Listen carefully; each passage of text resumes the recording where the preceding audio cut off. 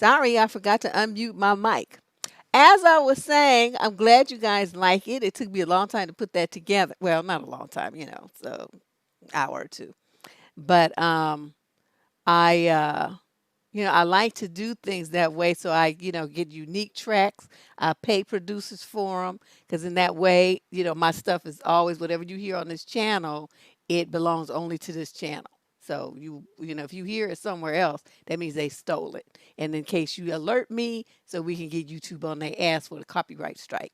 So that's what we do. I'm glad you guys enjoyed it. I'll probably show it one more time, as somewhere in the middle of the show for those of you who missed it, because folks be on the late freight getting here.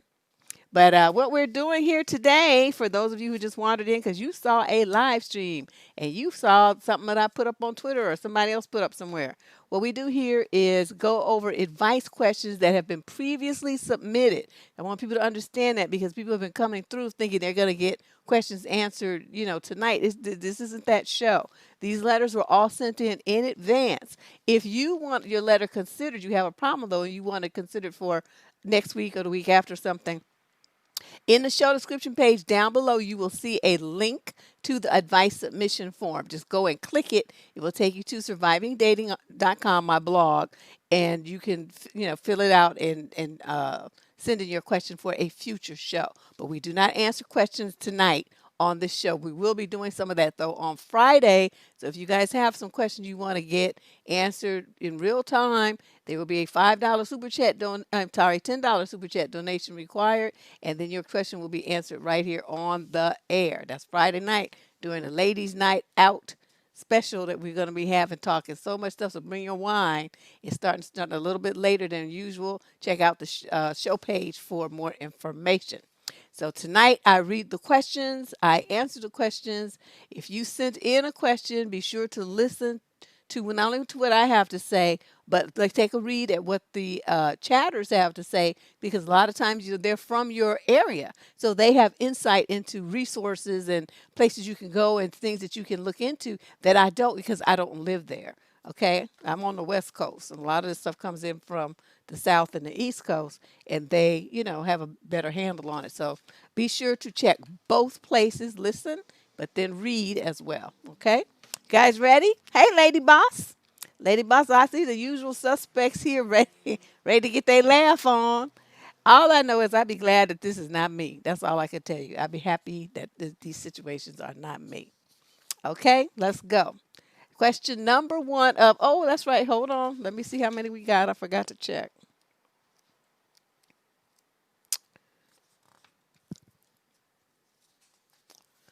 Hold on. Okay, I see 25 and I see another page or two. 26. 26. We got 26 questions today. Okay, let's go. Female 30 to 36 from Atlantic City, New Jersey. My ex and I were engaged for 10 years, separated, and are now talking again. In between, he had talked to a girl for 3 weeks and ended up getting her pregnant. In 3 weeks?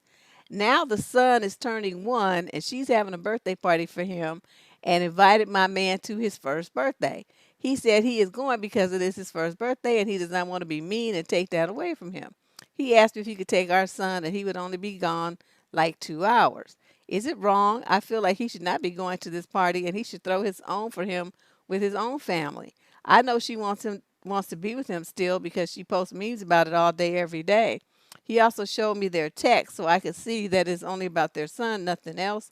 She sends him pictures all day long, and I do feel good that it is never him texting first and that he only responds once. Simple response, but I feel like it is too much, and he should tell her if it's not important that she does not need to text him all day long. Am I awful, or does she need to calm down and he needs to say something, and also should not be throwing a party with her and her family? Normally I don't be tripping about stuff like this, but in this particular instance, I think you have a point. You know, there's no reason for him if they're not together as a couple why he couldn't throw. I mean, 1 year olds don't know no difference anyway. What we did for my daughter's first birthday? We took her to the ice cream parlor because she had never had ice cream before. It was her first time. We filmed it, and everything. She sat there with a little cap on it. We all had a birthday cap on our head, and it was me, my husband, and her. That's who came to her first birthday party. Do you think she remembers the difference? So, she's sitting there and we had this, ice cream, which I don't really eat. And then, everybody saying in the whole little place saying happy birthday to her. And she had a little candle in her thing. And she, little kids, they don't know no difference. So she's clapping too. And then she blew out the little candle. We helped her. And then that was her first birthday party. It lasted about 30 minutes. So this is, they making weight just doing too much about a first birthday. I really feel like, that you have a point that she's like, she's being extra. And this birthday party, there's no reason why he couldn't throw his own. Now, this is where it gets interesting though, because you're looking at what she should be doing. You're looking at what she should stop doing. You're looking at what changes she should make in her behavior. Your boyfriend is not putting a stop to it. Did you ever think about what that means? That's where I would go with this. I would be looking at him all kind of sideways because, he could very easily say, I don't want you sending me pictures of, the kid all day. He's like, he ain't don't look that different at 10 o'clock than he looked at 8 o'clock. Leave me alone. I'll see him when I see him. Go over there and you want this damn baby, so have the baby. I'll check the baby out when I get ready. Other than that, leave me alone. And even if he doesn't feel that way, it's like a boundary he needs to put up so that she will understand that whatever little game she's trying to run, it's not working. Unfortunately, he's playing into it. So you have a choice to make. You 30 to 36 and you was together for 10 years and then you broke up, but now you talking again and he was only dealing with this woman for 3 weeks and he got her pregnant. He's a dummy who doesn't practice safe protection of his eggplant tool. So I don't know. All in all, I personally would not want no parts of this. I would see that there's no benefit to me for this. The new video that we have, WIIFM, what's in it for me? What's in this for you? You need to really sit there and think about what benefit this situation is bringing to you. And I'm sure when you start putting a pen to paper, you'll see that there are none. And then you can you can just exit out of this nonsense and go on about your business for the final time. Okay. Let's move on to question number 2. Yes, eggplant tool. I'm trying to be, and I like somebody had like on DNN the other night. There was something called guac guac. So I'm gonna change it to guac guac from eggplant. But that's, guac guac tool, your eggplant tool, same shit. But I was I just was crying. I thought that was funny. Okay, let's move on to question number 2 of 26. Female 21 to 25 from USA, it says. I am 21 and I've been dating this guy for almost 3 years now, on and off. He has a son, another kid situation. A son from a previous relationship, but due to certain circumstances, his baby mama took the baby and left to Hawaii. She is with someone new and having a baby girl with this dude. He has a lot of financial problems and is in the works to get full custody, if not 50-50. He also wants another baby, even more so desperately since he feels that he was robbed of time with his firstborn. He tells me that he would like me to be the mother of the rest of his children. However, I'm not too sure I want to be a mother. He tells me that he wants me to think about it and that he would like to have the baby in 2 to 3 years, which gives him time to have his own spot for us to see how we are living together and to have his finances in order. I also told him that no ring, no womb, and he says that he has no problem with that condition. However, I am still on the fence as to having children. I don't want to have them just because he wants them and I want us to be together. He tells me he wants the family life and he wants to provide for me and be that man in my life that I can depend on for anything. I don't know what to do. I'm still in school and we'll be finishing up one degree and we'll be getting a second one, so I will have my finances in order by then. I am just not sure I truly want to become a mother. Thanks for all that you do. You're 21. Why in the world are you dating somebody for 3 years and you only 21? 21. 3 weeks maybe. That's all you getting. Young lady, you don't say how old he is. That's kind of important. Like, is he so much older than you that he's more further down the line. He's like any school that he already finished. I mean, did he even go to school? What's going on here? You left a lot out. You talked about this situation, but I need to know more about this dude. Okay, so my number one suggestion to you is, while you all on the fence and all this stuff, tighten up your birth control. Make sure that it is foolproof. Don't depend on condoms before somebody poke a hole in it. The next thing you know, you pregnant. You see what I mean? Don't do it. Make sure you get something that's implanted in your arm, or something that he can't pull out, twist up, or sabotage. I'm trying to tell you, you will be stuck. I mean, if you don't believe in abortion, that is. So, he will be trying to do that to make sure that you don't leave him. Now, you are one of these young ladies, like I talk about, you got a fast track, you got a plan for your life and stuff, and all of a sudden you got somebody, all he can talk about is how he want to settle you down with some damn kids. Well, if that's not really what you want, and it is a lot, look at the video on the channel, when you realize that motherhood ain't all that. Okay, these are women, we're talking about women who actually didn't think this far like you did, and had a baby, and now they regret it. They love the kid and all of that, but they think about how fucked up their life is and how different it could have been if they just waited. You're just no rush. You could have a baby into your mid to late 30s and some early to mid 40s, depending on how you take care of yourself. There is no reason for you to stop the fast track that you on to have some clown's baby because he wants one. And first, and then he's going after full custody. What is he gonna do with full custody? He don't have no money, and he don't have no spot. How you gonna have 50-50 custody, and the kid's mama lives in Hawaii, and you don't have no money? You're gonna be paying play, because when they're little like that, you got to fly with them. They can't fly by themselves until they get about 10. They can fly unaccompanied minor.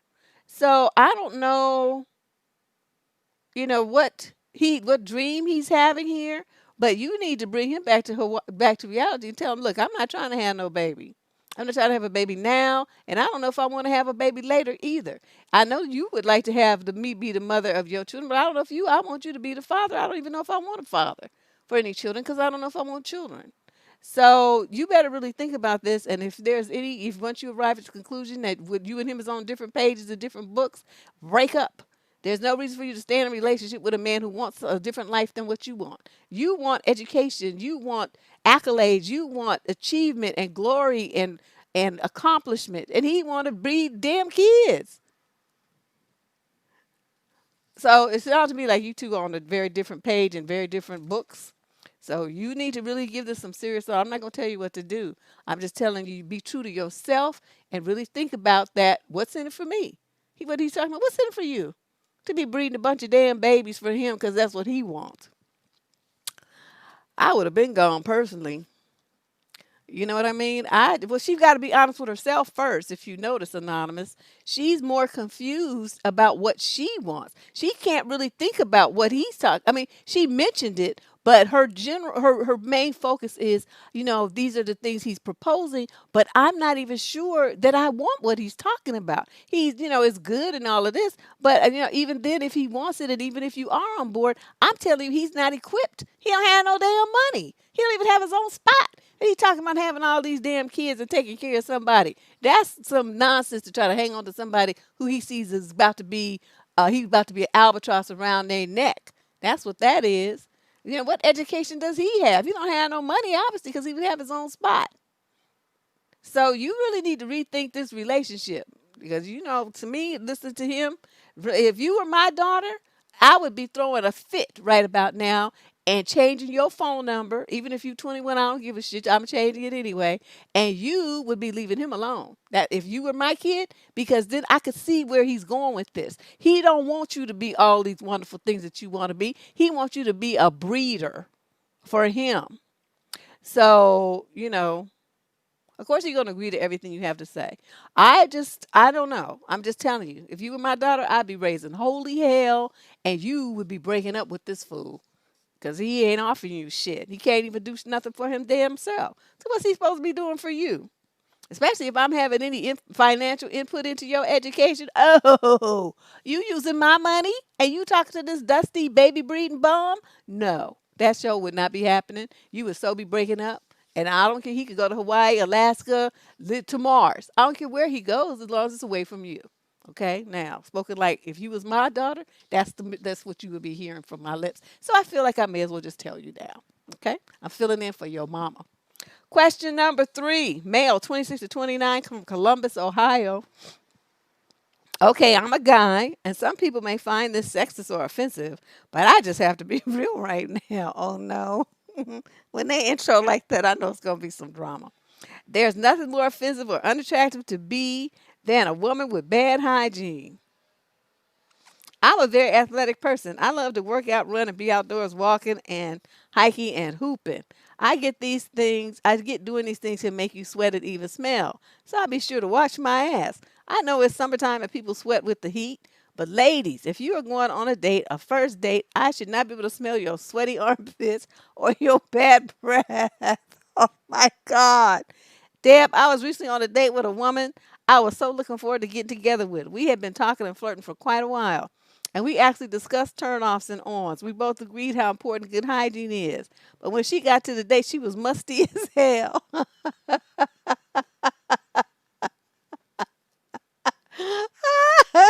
So I am still baffled. I didn't say anything to her, of course, but I was immediately turned off. She's reached out to try to get together again, and I'm just not sure how to handle it. What should I do? Oh my God, this is hard. This is hard. She was mustache. Oh my God, I haven't heard that term since junior high. Oh my God, this is it's just like you don't see a lot of you youngsters. You probably never heard that term because when those old folks that was common back in the day. We didn't say people was funk, smell funky or had bo and all these terms that came later. We would say somebody was musty, and that means you could smell their armpits. And that's a term you guys don't know, but yes, a musty. That's what that means. And dude, this is really hard. This shit is funny as hell. It's got me crying over here. Um, if you were looking forward to getting together with her and you've been talking to flirting, okay, there's something more there. Okay. I'm gonna say this too, because sometimes when people are really, really nervous, they experience deodorant failure. It happened to me when I went on my first TV show.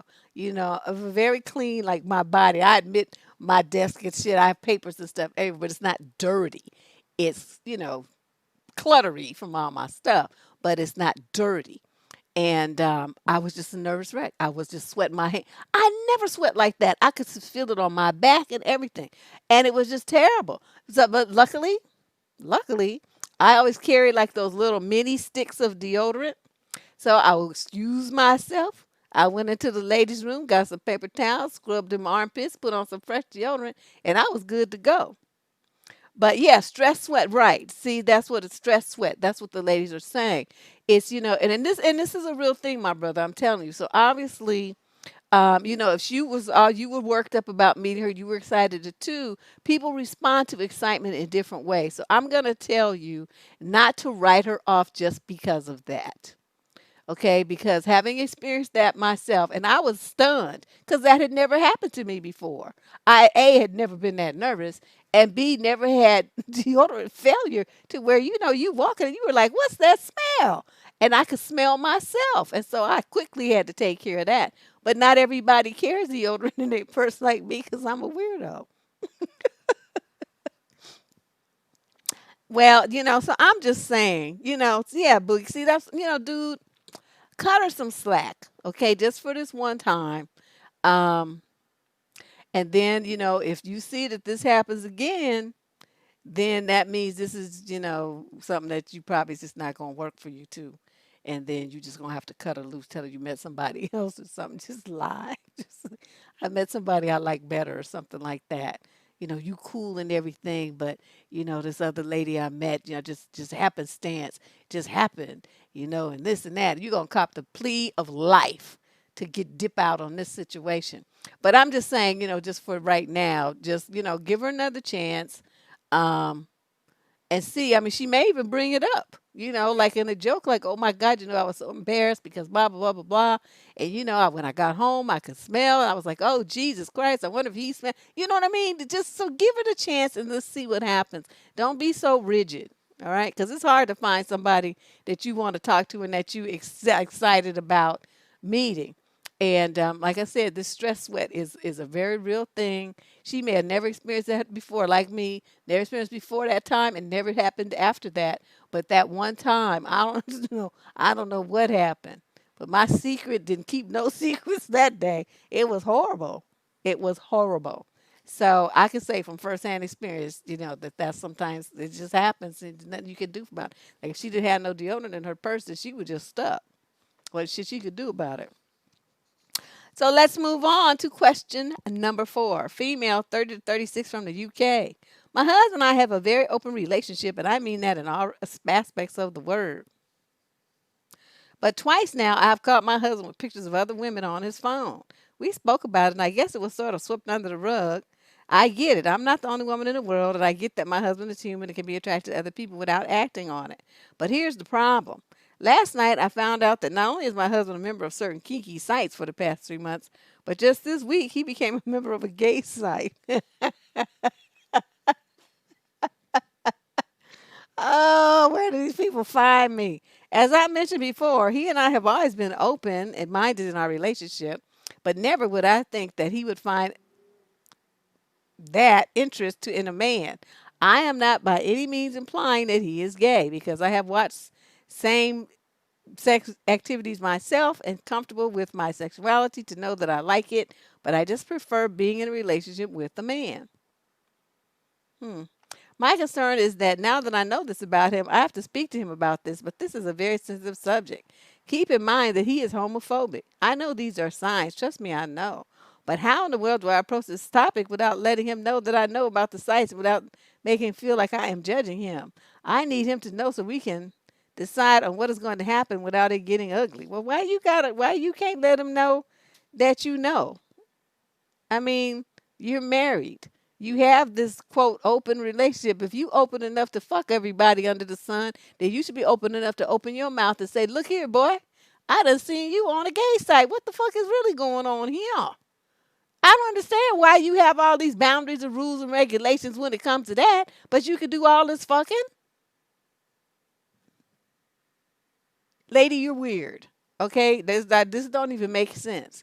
You claim you guys had a very open relationship, and you mean that in all aspects of the word. That was your first sentence on this letter, and yet here you are nutting up at the end and worrying about his feelings and being all reticent and hesitant and all this old stuff. Girl, open your mouth. You wasn't too afraid to be going down this road, so I don't understand why all of a sudden you want to put the brakes on and you can't talk with your grown adult mouth that's doing all this other stuff. You better look here, son. I agreed to open relationships. One thing I did not agree with is that shit right there. We didn't discuss that. So, if that's the direction that you want to go, you're going to have to go there by yourself. And after you go there by yourself, you ain't touching me. So let's just be honest. I want you to understand. You have all these curiosities and proclivities and shit. Well, my train has stopped at this station right here. I'm getting off. This is as far as I go. And then that's just tell him. Well, she ain't even open to the conversation because me, I would have went with the shit in my hand. Like, what the fuck is this?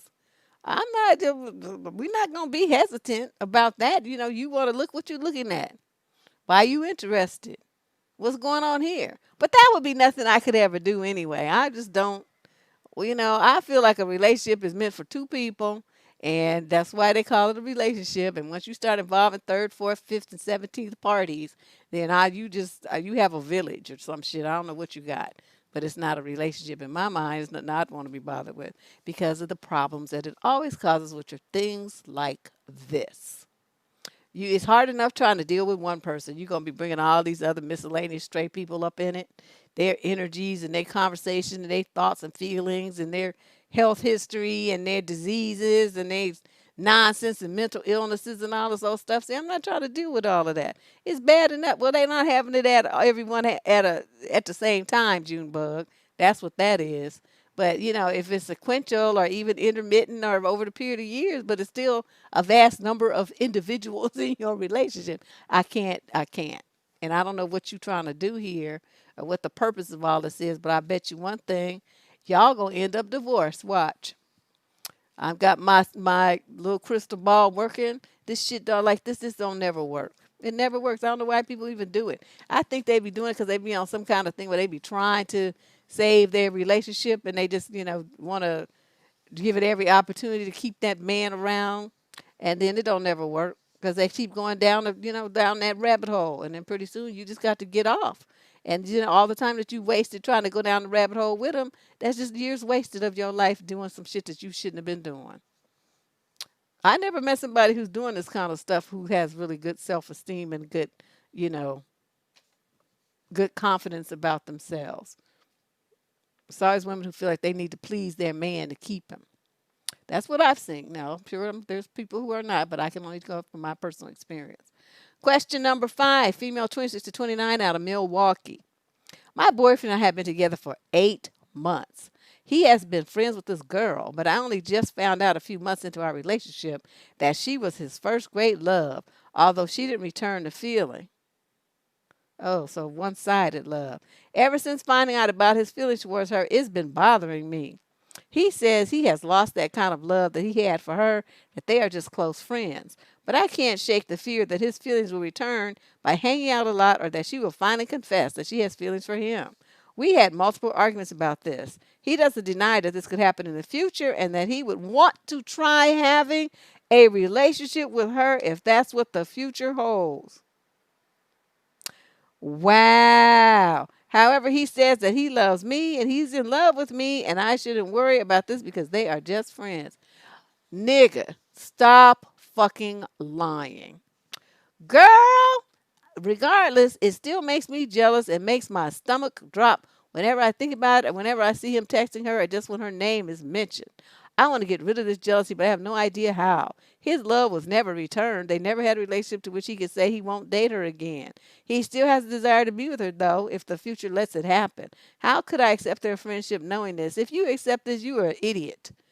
You know what the man is straight telling you? You just a placeholder. Because the second she snaps her fingers, I'm there and you is dumped like hot rocks. That's what he's telling you to your face. And you sitting up there like, well, regardless. Why would you stay with a man who is still in love with some other woman and told you to your face that if she took him, he would want to have a relationship with her? He told you this to your face. And you don't understand what that means? Is that what's happening here?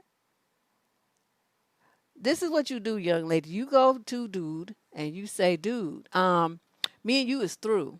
So you go over there and chase that girl till your legs turn to nubs. I don't care what you do, but you're going to be doing it without me because I'm not going to be part of this bullshit. I'm out and deuce out. And that's just it. So I just can't believe that you found this out and you stayed with him. The second you discovered that little tasty tidbit of fact, you should have been chucking up the deuces that day. Like that at that moment. Any man tell me that he's best friends with his first love and if he takes her, if she would have him, he would take her back? But you sitting in my face telling me you love me? You like on Lost in Space. Does not compute, Will Robinson. Does not compute. I don't know what she's talking about. But young lady, you 26 to 29, you old, too old for this nonsense. Okay, get your shit together. Get rid of this fool. You want a man who you is his love, and you the one he wants to get back with, if anything. That's the kind of men I have, but I'm not trying to be with them idiots. The late women don't have shit to worry about over here. But, yeah, no, we wouldn't be doing this at all.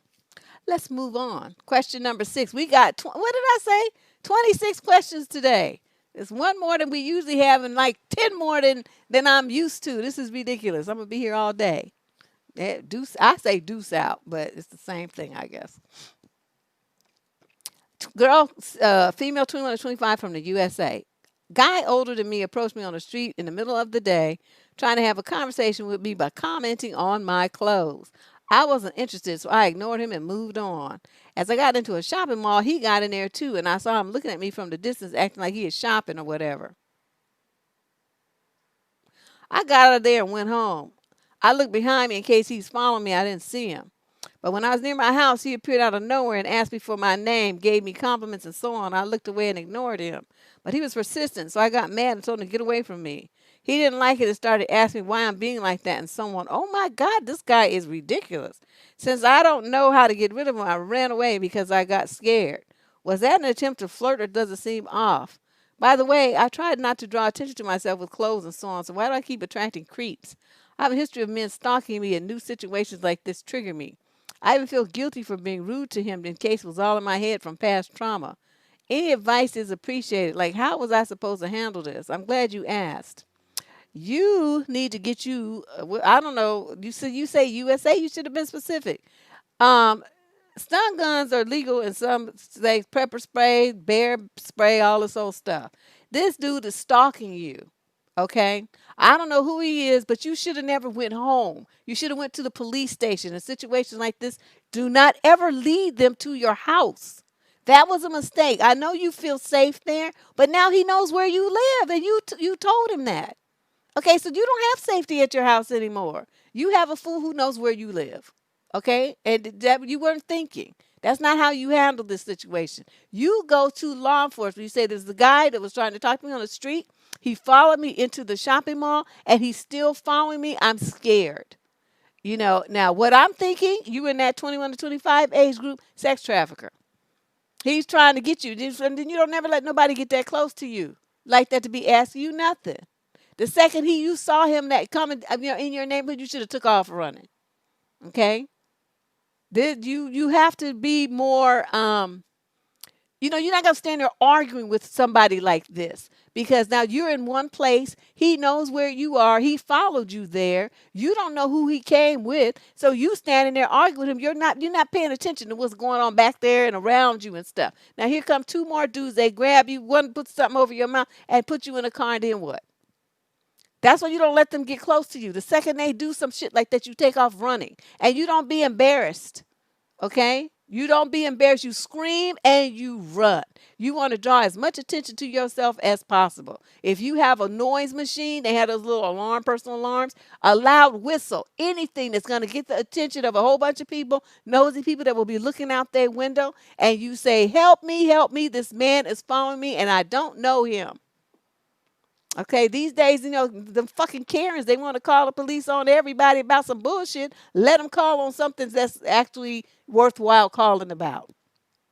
Run down the street calling, Karen, help me. I'm making jokes, but you know what I mean. This you can't be embarrassed or thinking, well, I'm gonna look stupid and everything. You'll be looking stupid in somebody's basement chained up some damn where. Okay, so this is not the time to worry about how you look. It's the time to worry about can I get out of this shit safely? And you have a history of this kind of stuff. That's creepy, really. That's really scary too. Is that attempt to flirt? No, he's not flirting. And he following you into the mall and stuff like that. See, this guy's got an agenda, and whatever it is not savory. It's not healthy. Get you some kind of self-defense equipment and carry it in your hand. Women want to walk around talking about, oh, I have it in my purse. Heifer, oh, what you gonna tell the man to stop and hold on while you dig through your purse and get it out?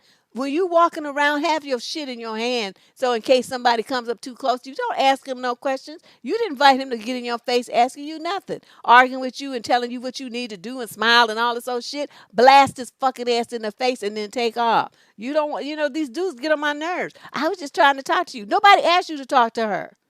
Okay? She's a young girl. She needs to be, you leave her the fuck alone. Take your happy ass on somewhere. Following women around and stuff. If she shot you in the face, that would be what you deserve. So, I don't have no pity for dudes like this. Infringing and posing themselves on little young girls like this. The girl's terrified of you stalking her and acting a zip damn fool. So you blast them at first and ask questions later, run to the security thing and stuff. They'll be able to find out as to why you following this girl. What the fuck is your problem? And then they ban them from the mall and stuff like that. So if they get seen anywhere, they get instantly put under arrest. You have to go back and listen to it, Rositas. That's why y'all need to show up on time. Oh, that's right. You had to work with. Who was that? No, that wasn't you. Who was that? Somebody had to work. But yeah, that's my advice. Okay. Get you some self-defense stuff and carry it. Question number 7, female, 37 to 45, Pittsburgh, Pennsylvania. My husband and I are married more than 10 years with just a few kids. Versus like an army, that shitload. I mean, what? We are both in our mid 30s. We love each other very much. We've had ups and downs, of course, but overall our relationship is strong. He is the kindest, most patient, most accepting person I know, and I admire him so much. My issue is that he lacks basic communication skills when it comes to expressing his thoughts and feelings. He rarely expresses a personal feeling, and my attempts to get him to do so have been extremely frustrating. If we have a conflict, he will say maybe 5 words about what's going on. I've learned to try to talk when we are no longer in conflict and things are calm, but even then, he simply cannot express a feeling or emotion. If he does, it is as few words as possible and only the most basic emotions that we learned in kindergarten: happy, sad, mad, frustrated. And that's after an hour of me pulling teeth. I feel like I just get zero feedback on issues that I bring up, and any emotion I express is boiled down to me being mad or sad, which makes me feel completely misunderstood. And he will definitely never bring anything up or indicate any conversation about what's going on inside his heart. He's just extremely immature level of communication. However, he's a very mature and emotionally available person, affectionate, loving, and caring. There seems to be a massive block in identifying and expressing emotions in an adult manner. We started counseling before COVID and it was going well. We stopped because we didn't want to do remote sessions, but we are planning on resuming now because we have really reached an impasse and need help. Right now, I'm feeling hopeless. I desperately need more meaningful communication, and I feel that our relationship will be stagnant forever without it. But I'm having such a hard time believing he's incapable of this. What are your thoughts? You married a man knowing how the fuck he was. You married him. You've been with him 10 years. You've been knowing all the time that that's how the man is, but now all of a sudden it's a fucking problem. That's how I feel. You knew how he was. I done told y'all 8 bazillion times. Men don't change unless they want to. So whatever way he came, that's who you got. Okay, if he was good enough 10 years ago, then he's good enough now. The one who changed is you. Okay, he's been the same. The whole time, he's been exactly the same. The one who wants something different, who wants a metamorphosis, who wants some new communication, all the stuff, is you. And he's not capable of it. And you're putting pressure on him to be something that he's not. That's not fair. I'm going to tell you this: get you a best friend. Okay, get you a best friend because that's who you need to have meaningful communication with. You're not going to have it with this man. The fact that he even, can identify 4 things, and plus he's got all these other wonderful traits, but you just nitpicking at this one thing that he doesn't do. But you've been doing well with it all these years. But then I don't know why. What happened that made you decide that this is what you needed to fix? You that kind of chick that every time, um, even if this gets fixed, you're gonna find something else to complain about that he don't do. This is a typical pattern. I'm gonna say this. One thing that I know, I had, I don't know. He was just real quiet. I mean, I saw him go off on people and stuff, but it just seemed like he just would be very hesitant about expressing negative emotions to me. Like he never raised his voice to me the whole time we was dating and married. Never, not one time did that man yell at me. And even when our daughter did stuff that had me just screaming at the top of my lungs, he would just be like, "Oh, now," you know, "Oh, this and that," and oh, just he used to get on my nerves. But anyway, one thing that I found that helped, I had a friend who's a psychologist, and he had this thing, a wheel, like a wheel, this emotion wheel with like a little air spinner arrow thing on it, and I borrowed it for a couple of weeks, and so when he would be, I could tell he was feeling something, and it had like a lot of different emotions on it, right? And so I would say, okay, look at this and move the arrow and tell me which one you think really accurately describes what you're feeling right now. And at first he didn't want to do it. But then after that, he started getting into it, and then he would, identify frustrated, picked on, not heard. That one surprised me. Stuff like that. All those things were on the emotion wheel. And so it helped him learn to identify what he was feeling by giving him words. You can't give him the word. You can't say, "Oh, you're feeling this, you're feeling that," because now you stepping into the role like his mama, gonna try to tell him what he's feeling. You can't do it that way. So, but I let him identify. He had hints now of the possible emotional range that he could be feeling in any particular circumstance. So he's reading it, reading all those different things. Very bright man. He had master's degree, so he was, he's smart. And so he was able to, put it on there. And then once he identified it, then we would talk about it. And that's what I did. But I never forced him to do it. I just made the tool available. And I did not bitch and complain like what you're doing, but try to make him feel bad because he's not what I expected him to be when he already was who he was the whole time. But I could just see that it was hurting him in that he couldn't be authentic and he was very limited and didn't feel safe to express what it was he was really feeling. He still never, really, I'm telling you, never got all the way to it. Like, me, I said, you get on my fucking nerves. You need to get the hell out. Go to your mama's house or something. I need to break. I don't feel like looking at you. Okay, I'm very good at identifying my feelings and expressing them. He never could get that deep into it. But he would say, that, I'm disappointed, I'm frustrated, I'm, upset, all these different things. He would say that. So that would be I mean, the man has to want to do it, though. You can't force it. Like I said, at first he wasn't into it. But then afterwards, he kind of got into it because I would point to the stuff and say, well, this is what I'm feeling right now. And so he could see by my actions and my facial expression and my words that, oh, that's what that, you see what I mean? It was like a show and tell kind of thing. So after a while, he tried it. And then, I didn't ridicule his first attempts because I thought he didn't know what the fuck he was talking about. But I just went along with it, and then gradually he got better. Then we didn't need the wheel anymore. So that, I mean, I did that in my own life. That's what we did. Would that work for your husband? No idea. But it worked for mine. So, all right, let's move on to question number 8. This is a male, 30 to 36, out of Scotland. The weekend before last, I got chatting to a woman online and we quickly exchanged phone numbers. I called her up the next day and we had a 20-minute phone chat that seemed to go well. During the phone call, she said, "How come you're still single?" Which I thought was a bit too much to say to someone you've never spoken to. So I suggested meeting up the next day. She said she would confirm the following day. At this point, I was not expecting anything to happen. In my experience, a non-committal yes is usually a no. Good job. The following day, which was Tuesday, to my surprise, she confirmed the date. Therefore, we met that evening for a drink and a meal, and there seemed to be quite a bit of attraction. I ended up paying the whole date, however, and I do not recall her offering to pay her half. A couple of days later, on Thursday, I called her up suggesting we go for a long walk on Friday. She said yes, however, the next day she canceled about an hour before the date, saying that she had menstrual pains. Therefore, I suggested we meet up sometime on the weekend. However, she said she had to work. So on the Saturday, I asked her if she wanted another date. She said she was and that she would get back to me this Tuesday. And blah, Tuesday we agreed to meet at 9 in the center of the city. Just as I set off at 8:30, I got a missed call and a few messages saying that she only just got back home from work and sounded a bit annoyed that I was answering her call.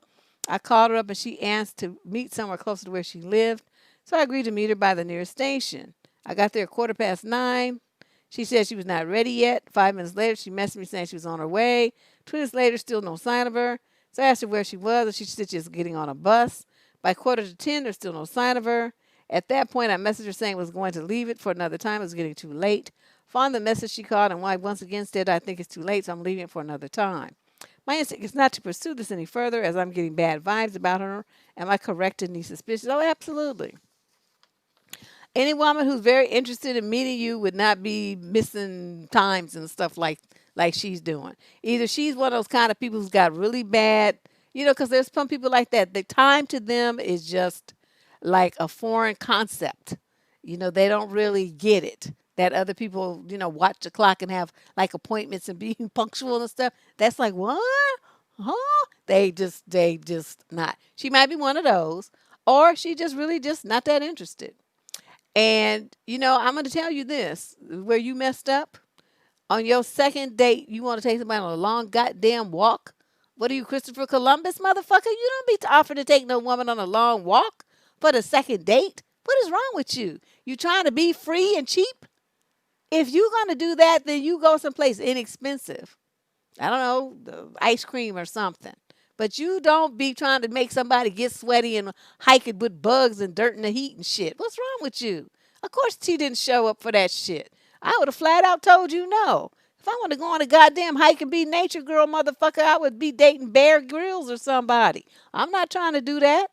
I don't want to do that. I'm not mosquitoes and me, no. That's not my idea of a good time. Bugs and wind and dirt and shit, it's gonna fuck up my hair, my makeup. I'm not gonna be cute. I'm not trying to do that. So that was a bonehead move. Any of you dudes listening to this, don't ever do that. That is a stupid thing to suggest. You do that shit with your girlfriend. Or if the woman is a known hike, but she likes hiking and backpacking stuff, and that's some shit that she does on her own time or in some group, some meetup type group or something. Well then yeah, then you can say, oh well maybe some weekend I can join you. Something like that. But you don't make it sound like that's your date. And that's all you gonna do is hike forever. I'm like, these dudes just don't fucking know how to date. That's not what you do. Ain't nobody trying to do all that. Yeah, corns and shit. Dude is just wilding out with all of this and thinking somebody like, should I just leave her alone? Yes, and take some courses on how to date. Look at some of my videos so you understand what you're supposed to be doing. Because you just all off in left field some damn where. You could even went to a little pub and had a beer or something. You in Scotland? Shit. I mean, fish and chips or whatnot. Or where is that at? Oh, that's England. Whatever. I'm sure they have fish and chips in Scotland. Question number 9. Female 21 to 25, Edmonton, Alberta, Canada. Don't want to go through my whole dating story, but I've been dating a guy for 4 months, only 4 physical dates due to COVID. We've been getting on great, and he's always shown interest in me when we have conversations. We met over the weekend, and when we got home, he messaged me to say he got home safe and that he had a great time. I figured everything's going well, but then I start to overthink things as I usually do. I realized that I instigate a lot of conversations and have been the one to suggest meeting up for every one of the 4 dates that we've been on. I wanted to test how interested he is in me he actually is, so I decided to wait for him to message me and for him to suggest the next time to meet. It's been 4 days now and I've heard nothing. I was the last one to instigate a message and I also sent the last message in the conversation. Admittedly, there's not much to talk about since we're both very idle due to COVID, unless we talk about what's on Netflix. I don't like to play games, but I just felt like he doesn't show active interest in me, just passive, if that makes any sense. He will always reply to my messages and be very enthusiastic if I suggest to meet, but he doesn't seem to want to be the first one to suggest it. Just typing this out, I also realized that when we were intimate, both kissing and in the bedroom, wow, you went into the bedroom in 4 dates?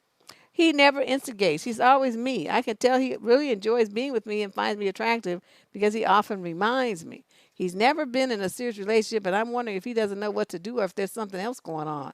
Maybe he's afraid of getting close to someone. I don't know. Should I talk to him about it? I don't want to be the only one driving these dates forward and stop.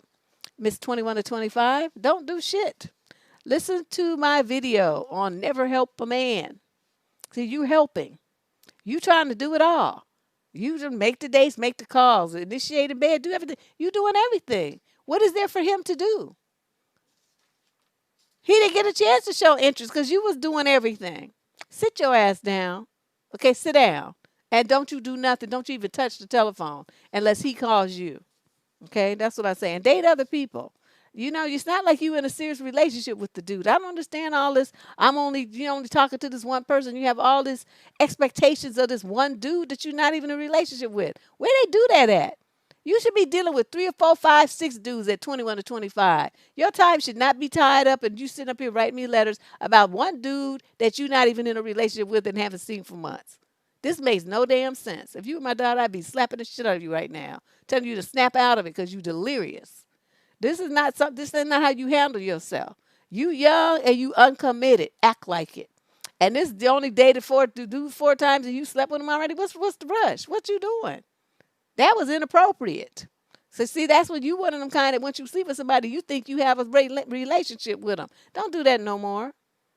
You can't handle it. You're not hard enough. There's a lot of women like that. They too soft. And it's great that you're soft and emotional and all lovey-wovey and all of those stuff. I'm not saying that's a bad thing, but I'm saying that you have to take that into consideration, the way that you handle yourself out here in the singles world. And women with that kind of mindset and mental state and emotional state cannot be fucking around. that ain't you. You ain't that kind. You ain't that chick. So you only need to do it when you in a committed relationship. Other than that, don't sleep with nobody. And that's my advice for you, because then you get stupid like this. And I want to make sure everybody understands it. I'm not saying it's wrong or bad to be an emotional sort. I'm saying that you have to take that into consideration and handle yourself and your relationships accordingly. You cannot fuck around. You can't just sleep with whoever you want to and get up and say, well, that was great, and go on about your business. You ain't built that way. Okay, so respect who and what you are and work with yourself. Okay, respect yourself and what you need. I'm not trying to get caught up, shit. Especially if the dick ain't even no good. No, oops, the guac guac. The guac guac ain't good. I just, who? They be calling in, let's get together. Who? Well, remember my this and that. Oh, that unmemorable shit you served up? You nigga, get the fuck away from me. You don't call me no more till you learn how to guac guac. Then we might have a conversation. Until then, just leave me alone. Yeah, know thyself. Exactly. Know yourself and respect yourself. Anyway, enough jokes. Let's move on. Question 10. Female 56 to 65 out of Texas. I was having a conversation with a former coworker. We worked together for many years and have kept in touch by phone. And she put that in quotes, was telling me that she was looking out her window and saw a boy and girl next door to her in their backyard. They're about 5 years old. She said the boy pulled down his pants and helped the little girl pull down her. Oh my. And then they started grinding, doing their. Okay, this is what? Ann said she could tell it wasn't their first time doing that because they were going at it like pros. She said when they were finished, the boy helped his sister pull up her pants and did the same. I said that was, if it wasn't bad enough, now it's incest. When asked why she didn't knock on the window to stop them, Ann said she wasn't watching for any gratification. She didn't want to tell the parents because she didn't know what kind of people they were and said they might hurt her. She didn't want to take my suggestion to make an anonymous call to CPS either. I was so disgusted by her, I blocked her so that she couldn't contact me ever again. What action do you think Ann should have taken in this situation? And, well, let me see. If it was me, I would have went downstairs and walked around because obviously they have a mutual fence in common because they neighbors, and looked over the fence and told them, little nasty kids, stop this. Because, 5 years old, they've seen that somewhere. Now, they could have, some adults being, like their parents, being inappropriately not discreet. You know what I mean? So that the kids see something that they shouldn't see. And it could be something like that, relatively innocent. Or it could be that someone was doing something like that to them, in case that's unsavory and criminal. We don't know. But I definitely, were it me, would have definitely went over there and told them to stop and went to the house, told their parents what I saw. Now, that then becomes an issue of the parents because once they're alerted that this is what's going on, it's up to them to take that step. But if they don't know what's happening, they're not out in the yard. They think the little kids outside playing. Then, this lady has created an environment where this is going to continue because an adult who had the power to stop it, to be a mandated, to report it, didn't step up. And it could be like the thing, like, it's somebody could be, hurting these children. But this old bitch, she just gonna look out the window and not say nothing. And I don't know, you running away up there blocking her and shit, you shouldn't have done that either. You're supposed to stay in contact with stupid people so that you could guide them to not be stupid and to encourage her to go over there next door and to talk to those parents. Or at least leave a letter named mailbox or something so that they know what's going on. But, she just going to do nothing. I mean, it could be somebody really victimizing these little kids, and this old raggedy bitch isn't going to say nothing. I mean, I understand why you don't want to be friends with her no more, but I'm telling you, blocking her was the wrong move. So you just sealed off and you just ran away. And so you just as bad as her. That's on the other end of it. So both of y'all's raggedy. But, you should have insisted that she did something. And just like I said, pose examples like, what if this and that, what if this and that, to make her guilt trip her ass into doing something. But anyways, you know what? You knew her address, right? Don't you know her address? So it's just her neighbor. So it's got to be either the back, the front, one of one side or another, or the one in the back. So it's very easy for the police to figure out which household close next to this lady has two kids about 5 years old. You could have handled that yourself if you knew her address. Let's move on because this is pissing me off. Question number 11, female 30 to 36 out of Jackson, Mississippi. I've been with my man, for about 5 years. Throughout the years, the first 3 years were drama, drama with the baby's mama. She would just find a way to make my partner's life hell. He would get so upset the relationship turned dark and got abusive. Oh, I said enough is enough and left that relationship. I gave it some time and decided I should not let child and baby mama drama control my decision whether to be with him or not. The next two, almost 3 years, baby mom stepped back after numerous talks having another child and a new boyfriend. The parents agreed to let child decide when and if to talk to father, my partner. Fast forward to now, and baby mom has decided to take him to court because she feels he is not doing enough when they have already made arrangements verbally and through court. I seen her other child's father. She battled with him in court for 2 years or so. Should I call the relationship quits or stand by his side while they battle in court? Psh, you good, because well, I don't know. I don't do baby mama drama and child support issues and all that. I just don't have time. Soon as they start getting into that, they want to argue with women and be fighting about custody and all this shit, I'll be deuced out. I'm done. This ain't your kid, and it's barely your man. And the main number one thing is, he got abusive and shit, and then you went back to him. What's wrong with you? It's like, is that the only man in Jackson, Mississippi, one that kicked your ass and talked to you crazy, and now it's just stupid with some baby mama drama? That's the best you could do. That's it. He's the best of the best. So you need to ask yourself this question too. I say I'm gonna be wearing people out. Look at the video. What's in it for me? You need to ask yourself this question. What's in it for you to be in this bullshit? What are you getting out of this? How's this benefiting your life? I'm trying to get y'all to be very practical and pragmatic about this assessment of these men and what they got to offer. Y'all got to do better. This is just crazy that you went back to this bullshit. You got out of it and then you went back to it. See, I don't understand that. No, so anyway, to answer your question, no, leave. That ain't you don't have, there ain't nothing here for you. You wasn't part of that. That's not your kid. That's not your money. And you don't want to be in a situation where his wallet's getting tapped and he's short and then he hitting you up for cash all the time to make up the difference between what he got to, pay for child support. And even though they have an arrangement and stuff, that don't mean he was keeping it. Obviously, something shit was fucked up. That's why she want to go back to court. So you don't be just believing blindly what he says. There's something wrong here. I'm telling you, you better dip out now. Because he going to be like, oh, she took all my money. I don't have enough money to make my rent. I can't pay my car note. I can't pay my insurance. My light's going to get cut off. I have enough money to pay my cell phone bill, my groceries, this and that. He going to be steady in your pocket. You better get away from this fool now while you can. Question number 12, female 26 to 29 out of Corpus Christi, Texas. I've gone on 3 dates with this guy. He's a very handsome mechanic. He really is. Ticks off all the boxes I'm looking for. He's a good, stable job, his own house, just 5 minutes away from me. And oh, that's too close. And likes to build and paint and work out as his hobbies. He doesn't drink. He doesn't smoke. I'm not a weed smoker either, so I don't really date those who are. But there are some ... traits and habits I don't know if I'm entirely comfortable with. I'm scared to keep reading. But I'd like to know, am I being too weird and picky? On our first date, wait, how long is this shit?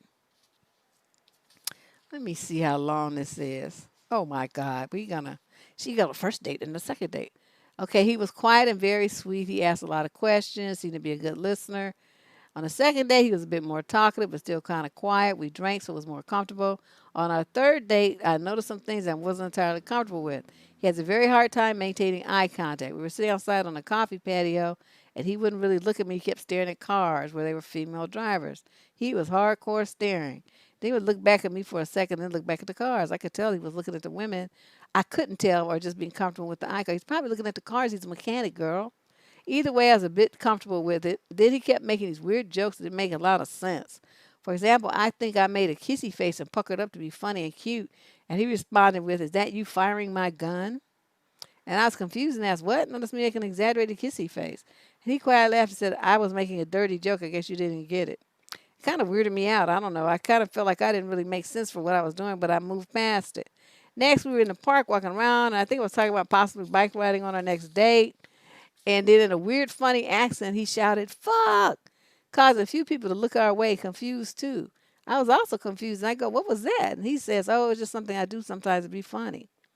Then literally every 10 minutes, he would shout, fuck, as a response. His dude got Tourette's. It didn't even make sense to what I was saying. I was talking about a hike I did with my dad a few weeks back, and he shouted that, and then he laughed to himself. Then the eye contact thing, I could probably manage, but the constant shouting of fuck, I don't know if I can get used to that. Oh, Jesus. Why didn't I bring some wine today? And then the weird sexual jokes that didn't make sense. And another joke he made, I was talking about how I lost a tooth while biting into a piece of Starburst. And he goes, well, damn, that'd be good for me. Am I right? What?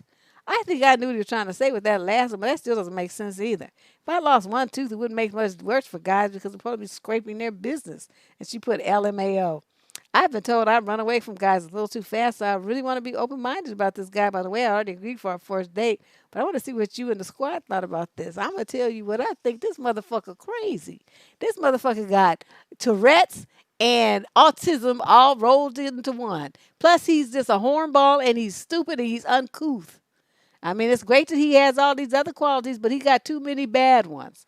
Cancel that fourth date and tell him to lose your number. Better yet, just block him. This dude, I'm telling you, can you imagine you walking with somebody in a park and it's, flowers and little bees and birds and shit, and it's all scenic and the little waterfalls there and such, and you just walking along, and suddenly he stops and says, fuck! What was you gonna do with that? I'm telling you, I would be like, you know what, I'm out. I can't with you. And we sit up there embarrassing me and walking around every 10 minutes saying fuck for no reason. I'm, I can't do crazy. He asked burglary. I don't know what he's doing. I don't know. Don't care. Ain't trying to know. Don't want to investigate. Have no fucks. Just don't want. Not, no. But it is this letter, girl. This letter is hilarious. This was a good laugh. But I do appreciate the fact that you're trying new things. That shows growth. I got to applaud you on that. And that people say that you run away too fast and you're trying to be open minded. That also is very good because, what you want to do is not be, a lot of people have these like really stringent checklists. And I always, you shouldn't really, in my mind, you shouldn't really have more than 10 things on your list. And they should be things that are mandatory. Other than that, you should have some flexibility. Now, a guy who says fuck whenever he wants to and who makes stupid jokes that no, because that to me that's under the of the weirdness and respect umbrella, and so I couldn't do that. I don't like it when they be making them innuendos, and so he said he made a dirty joke and it failed. You were confused, but let me tell you what you do in the future. Wait a minute, how did you say you were again? This letter's long as hell. 26 to 29. Okay. So still trying to figure your way out. But let me explain something to you. When a dude gets inappropriate with you, you check his ass. So you don't just laugh it off and ignore it, because when you do that, then they feel like, well, it's okay to continue doing that. What you have to do as a woman when they get inappropriate, you sit back and you on a date, right? And you say, okay, I know you thought that was funny, but what are you, 12? We are adults here. And one thing that you do not do to me ever is disrespect me by talking some juvenile sexual innuendo. If I wanted to guac guac you, motherfucker, that's what we would be doing. And you wouldn't have to be making jokes because you would be getting it. Okay, now if I decide that we don't not gonna guac guac, you still don't have nothing to say, because then you wouldn't be getting it and you would never see it, never smell it, never touch it, never look at it, nothing. And so you don't need to even bring it up. So either case, you don't need to talk about it like this. It's very juvenile and it's silly. And it just made me my respect level of you just dipped down about 50 points. You don't make them feel small and insignificant, because that's stupid. And at his age group, you figure like he's at least in your age group, possibly older. Um, He should know better to be approaching a woman like that. Just a fucking trash pile. Yeah, I hate that too. That's just so fucking disrespectful. And a woman sitting there, she's happy to be spending time with you and enjoying conversation with you and stuff, and then y'all just can't even hold water. You just mess it all up by saying some dumb shit. Learn how to be like Sean Connery. You know what? He never was doing that kind of stuff. You got to be smooth with your shit. And that kind of just overt nonsense is just trifling and nasty. Let's move on to question number 13. A young lady in the 18 to 21 age group out of San Diego. I really need some help because I don't know what to do or how to handle this. I work in a big hotel, and for a couple of weeks now, I have been annoyed by a male work colleague. We are both black. He's 26 and a little bit longer in the hotel than me. I'm 20 and I'm 6'1", and he insults me without any reason, calling me giraffe. He asks me why I wear high heels when I'm already tall, and he says that a tall woman doesn't get a man, and he even passed me and said very quietly, "Big bitch." What? I don't know what to do. I didn't do anything to him, and I feel incredibly sad and bullied. I even thought about quitting the job. I have listened to your show a lot and know you're really good with this kind of thing. I don't have your wit or sharp tongue. But can you give me some advice for what to do or say? Thank you very much.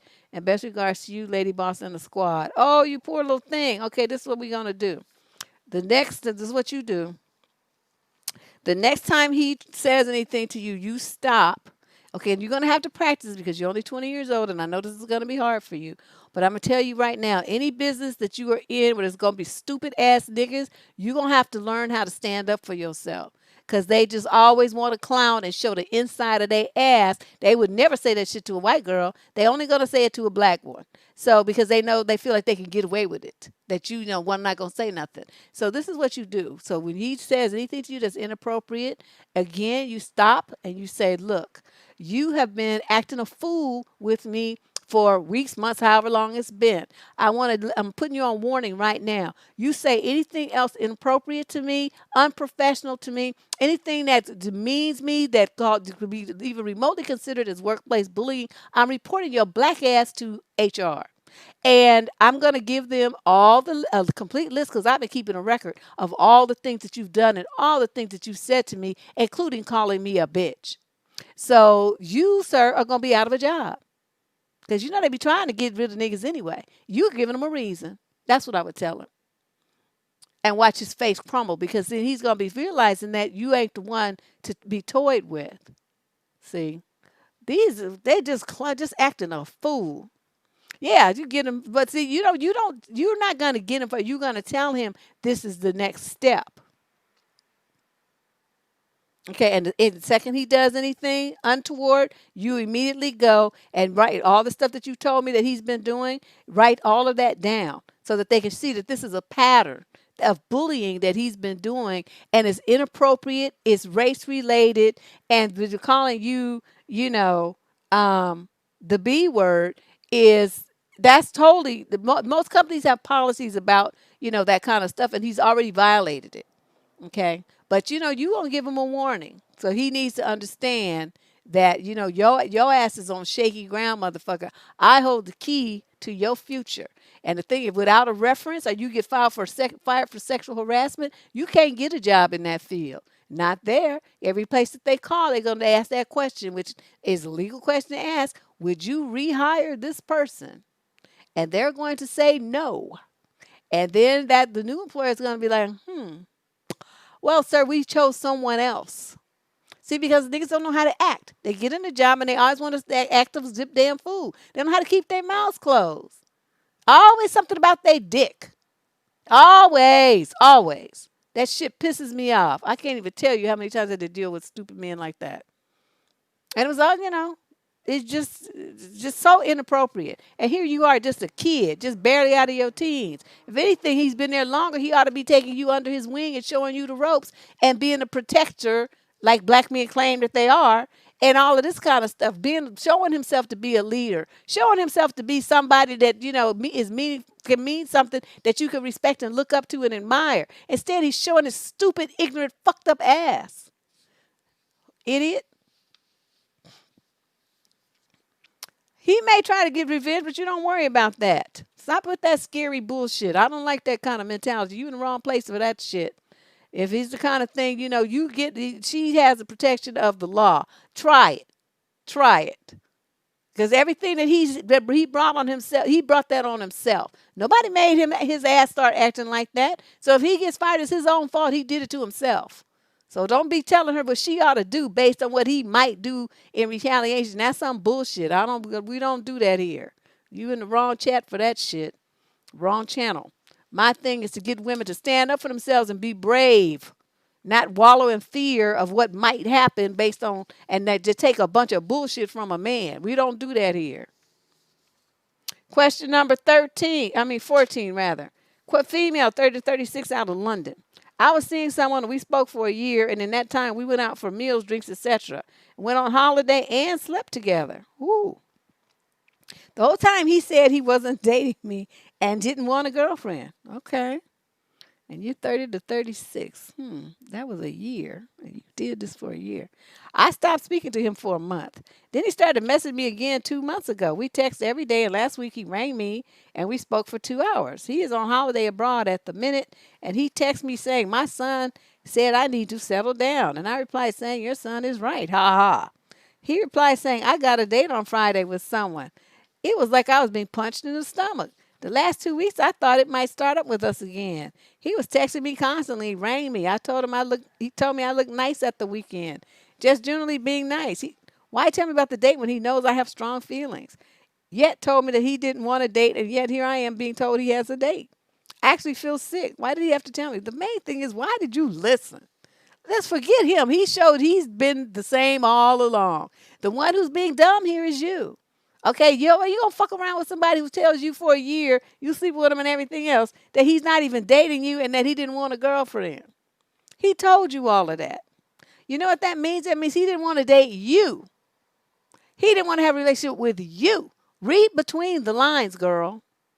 You was a placeholder. Now he's so bold to tell you that and you kept dealing with him. The problem here is you. It's not him. He was very upfront. You had ample opportunity to throw up the deuces and be out. But that's not what you did. You kept chasing around with him and getting in your feelings involved. Then you finally left him, right? Then 2 months ago, he going to start texting and all this stuff. You know what you should have done? Your mistake? You didn't block him.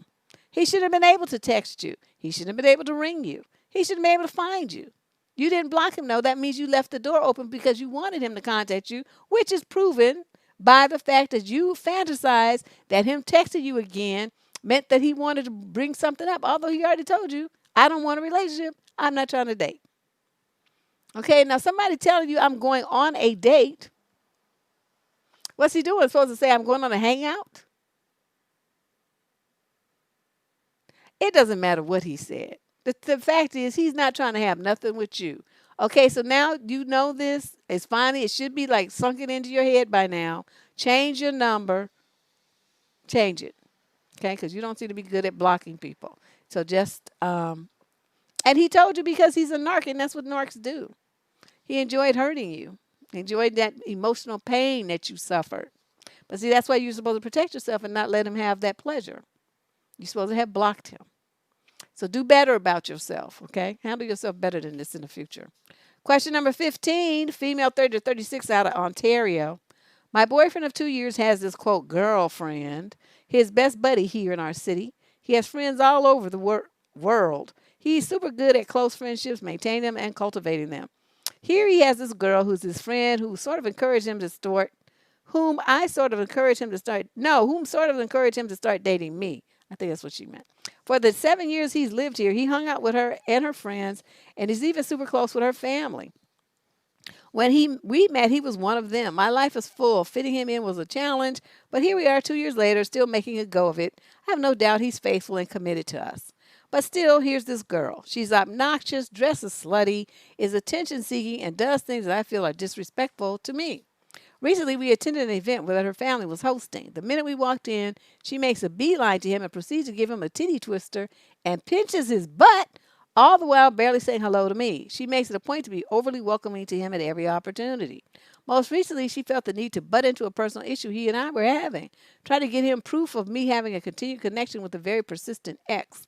She had half truths and lies and yet still felt the need to call my boyfriend, effectively creating strain and hurt feelings.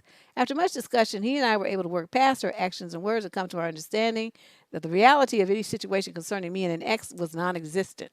He knows I am not fond of her. I don't trust her, and I don't believe she respects our relationship, and yet he still maintains a connection. Follows her on social media, interacts with her accounts, texts with her, and will occasionally have drinks with her and friends if he and I are for some reason not together. It bothers me to no end. I don't want to give an ultimatum. Making him choose feels wrong. Yet him keeping his connection with her is unsettling. I need advice. It's time to leave. You the third wheel in their relationship.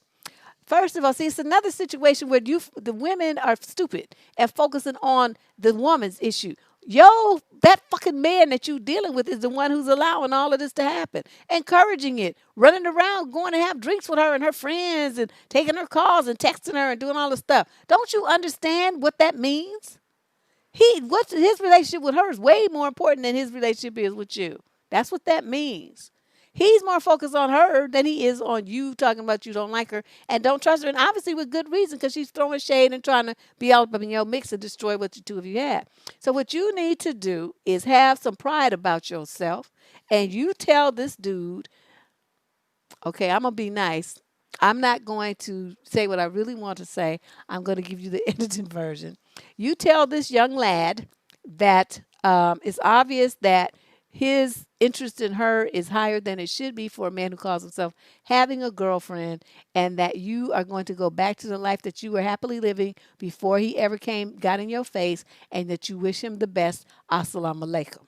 That's what you do. And then you just, leave him out. Just leave him alone. And once you do that, you block him on social media so you don't be seeing his pictures of her, because they going to get together. And you're going to block him on your phone or change the number. And you're going to make sure that any friends that he got you two have in common, you block them on social media and block them on your phone as well. And you just go back to your life where you were happy. That's what you do. You're too young for this. This is some bullshit. And, somebody doing a titty, he didn't tell her to stop. He's doing a titty twister and pinching his butt, and he not one time told her, don't be doing that to me. See, you see what I'm saying? He's encouraging and allowing this. So don't blame her. She's only doing what he's letting her do. And he ain't showing no signs of changing it. There is no other version. The other version is that she she's doing it to aggravate her. And she's doing it with his his agreement, because he's not putting a stop to it. That's the only side and the only version that you need to worry about. He ain't doing shit to stop it. That's it. The only version of this story. Question number 16, female 20 to 29 from Perth, Australia. I'm in a good relationship with my partner. We used to hang out, eat whatever we want, and drink together. However, recently, he has started watching his diet really closely. I mean, like portioning out his lean chicken breast by weight. Damn. Portioning out 3 spoonfuls of rice, skipping breakfast every day, and lunch pretty regularly. He works out every day and recently strained his back from over-exercising. He insists that he's not on a diet, just eating healthier, and says that he wants to get a really lean body with 6-packs and everything. The thing is, he already has a great body, and his fat count has to be low. He's in really great shape. I used to be have a really serious eating disorder that lasted nearly a decade. I'm in recovery, and watching him pick at tiny portions of food and want his body to be even better has been very unhealthy for me. I'd be eating what I think is an okay, healthy meal, then look over his tiny plate and start feeling guilty. Uh-oh. We stopped enjoying a chilled bottle of wine together except for taste occasions. We don't order pizza for movie nights on weekends anymore. I'm preparing my own food now instead of cooking for us because he's just pecking away at these sad portions. I started to feel guilty about eating, wanted to diet too, etc., and this scares me. I didn't sign up to be with a health nut. To summarize, my partner and I used to be chill with food and we're healthy. He's suddenly obsessed with dining. I'm upset because I missed the times when we could hang out and eat normally. Okay, then, yeah, I understood. You don't need to summarize for me. I have a good memory. Not sure what to do here. Had a fight with him today about this. You leave. This goes beyond a relationship. This is about your physical, mental, and emotional health. Okay, you've already struggled for 10 years with an eating disorder. Now you with a boyfriend who's got one. And people like to think that only women have eating disorders. That's not true. I can tell you, I ran into so many of them with so many men with eating disorders when I worked as a trainer. They hide it though. They're not as overt with it as women, but they are like they want to live on protein shakes. They always in the mirror looking. They always excessively talk about their body fat ratio. They run and lift weights excessively. You know, a normal workout, you should be in and out the gym in an hour, hour and a half at the most. There's no reason for you to be in the gym 3 and 4 hours. What are you doing? And talking about food all the time. You know, this is a problem. And I'm going to tell you, I don't know where your parents are. You in Perth, Australia. Um, you need to get away from this dude. Okay, you need to do it quickly. And it's not, make sure he understands it's not about you not loving him anymore, but that his, this path he's going down with this eating issues is triggering you, and you're already in recovery. You don't need this. You can't handle it, and it's not safe for you to be around somebody like that. So you have to go for your own health. Okay, and just be very blunt. Pack your shit and get the fuck out. Okay, and I know it's gonna be sad and you're gonna be upset and this and that, but girl, you've come a long way. Congratulate yourself. Okay, whatever problems you were dealing with that you thought you was gonna solve by starving yourself, you're getting past that. But now you're seeing an example of what that looks like, and you don't like it. You recognize it for what it is. Somebody who's got some issues. And what I'm gonna suggest before that shit jumps off of him onto you, you get away from him. Okay, get away from him. It don't even matter. It don't matter what age he is. He could be 90. I don't give a fuck. The bottom line is he's bad for her, and is gonna drag her down. There's nothing here for her except some suffering and more struggles to stay with this dude. She's already struggling enough. She's still in recovery. She said that. So somebody who's still battling with themselves over some food issues, she don't need to be seeing examples of him doing stuff like this. This is bad. She needs to be around people who are normal. Okay? This is some grown ass man eating 3 tablespoons of food. The fuck? That's a shit. Babies eat more than that. I'm serious. The little kids at my mother's daycare, man, they used to be grubbing. She be cooking good stuff for them. They be up there, grease all over their mouth and sauce and stuff for their little spaghettis and whatnot. They be grubbing like 9,000. So I don't know. I couldn't be, no, that wouldn't work for me. Question number 17 of 26. We got 26 questions. Today, my lovely cousin just dogged me out. We're going to have words after this. Okay, question 17. She's 21 to 25. She's from Busan, South Korea. I'm 22. My boyfriend is 33. We have been kind of dating for about 6 months now, but we met about 8 years ago and stayed in and out of contact through email various times during those 8 years. My partner's from Asia and grew up in a small village where there were a few foreigners, but he met some in college and he spent a couple of years in the States. His English is nearly impeccable. He's met many other white people. My last long-term relationship was sexually and emotionally abusive, and my parents weren't so hot either. So I'm very much conflict avoidant, and I'm not quite sure how to bring up discussions in a productive and healthy manner. I'm still working on that. I recently moved to Korea, something I wanted to do before meeting him. We ended up clicking and moving towards something way more than just friends. But here's the thing. My current partner keeps referring to my whiteness, and she put that in quotes, both in discussions and as part of his terms of endearment. Ew! Essentially on a daily basis. He will call me, quote, his little white girl, both in English and his native language, which I happen to be nearly fluent in, and will comment sometimes how it feels like we're in a dream. What? He will comment that I am the first white girl he's ever gotten so close with. He will segue into discussing other concepts about racial, physical, ethnic differences in a very general and global way. He calls English white people's language, etc. Are you sure you want to be with this dude? We've discussed interracial couples before. He said it feels that as long as the two people love each other, it's fine. But he also said that seeing white guys with, quote, our girls makes him uncomfortable. What? But that black-white interracial couples also make him uncomfortable because he says he saw some black guys fetishizing white girls as kind of a trophy wife. He mentioned that some black guys would call their girlfriends their white girls, and that he continued to call me that. But somehow it's okay if me and him are together. But he felt white guys should probably feel uncomfortable with me being with someone of another race. I guess all this makes me uncomfortable. It gives me a little bit of a lack of emotional safety. It's making me feel like I'm sort of some sort of fetish fantasy as his quote first white girl. My fear of confrontation and fear of abandonment come into play here, Deb. But I would appreciate any advice on how to open this up for discussion without making him defensive right away. He is a little angel to me most of the time, is very understanding of and careful with my past trauma. So overall, he seems to be a pretty good guy so far, but I can't ignore my feelings about this. Girl, okay, let me try to say this in a way. Okay, so you have all this stuff and you know, these past traumas and all of this stuff. Guess what? That was then and this is now. That shit from the past and them people and your parents and stuff don't have nothing to do with this motherfucker that's calling you his little white girl. Okay? That's separate. You know, parents and what the ancient history and stuff. We're talking about right now. Don't bring the past into the present. Stay focused on what's going on right now with this clown. Okay, now you let somebody get with me of another race and start calling me his little black girl. I'd beat his ass. We would be fighting and they'd be like, and then that's when the fight began. It's like, you know, I'm not your little black nothing. And so, you know, at some point you're gonna have to find your voice and tell him to shut that shit down. Say, you know, I don't like this conversation you having, this fetish shit, and you keep that up, we're through.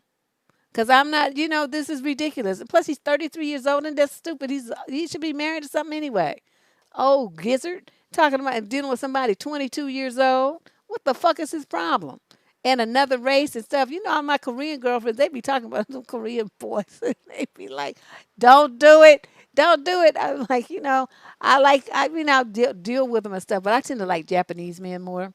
But she one of them, she was like, girl, they ain't shit. She would swear, you would swear if you just taught her to talk and she was black. Girl, they ain't shit, they ain't about nothing. And her mother wants her to marry Korean. She's like, oh, hell to the no. I'm not doing that. Funny as hell. But yeah, this guy, he's got some issues that you can't fix. And you know, you're already conflict avoidant, which is never gonna work if you're dating. You got to get over that.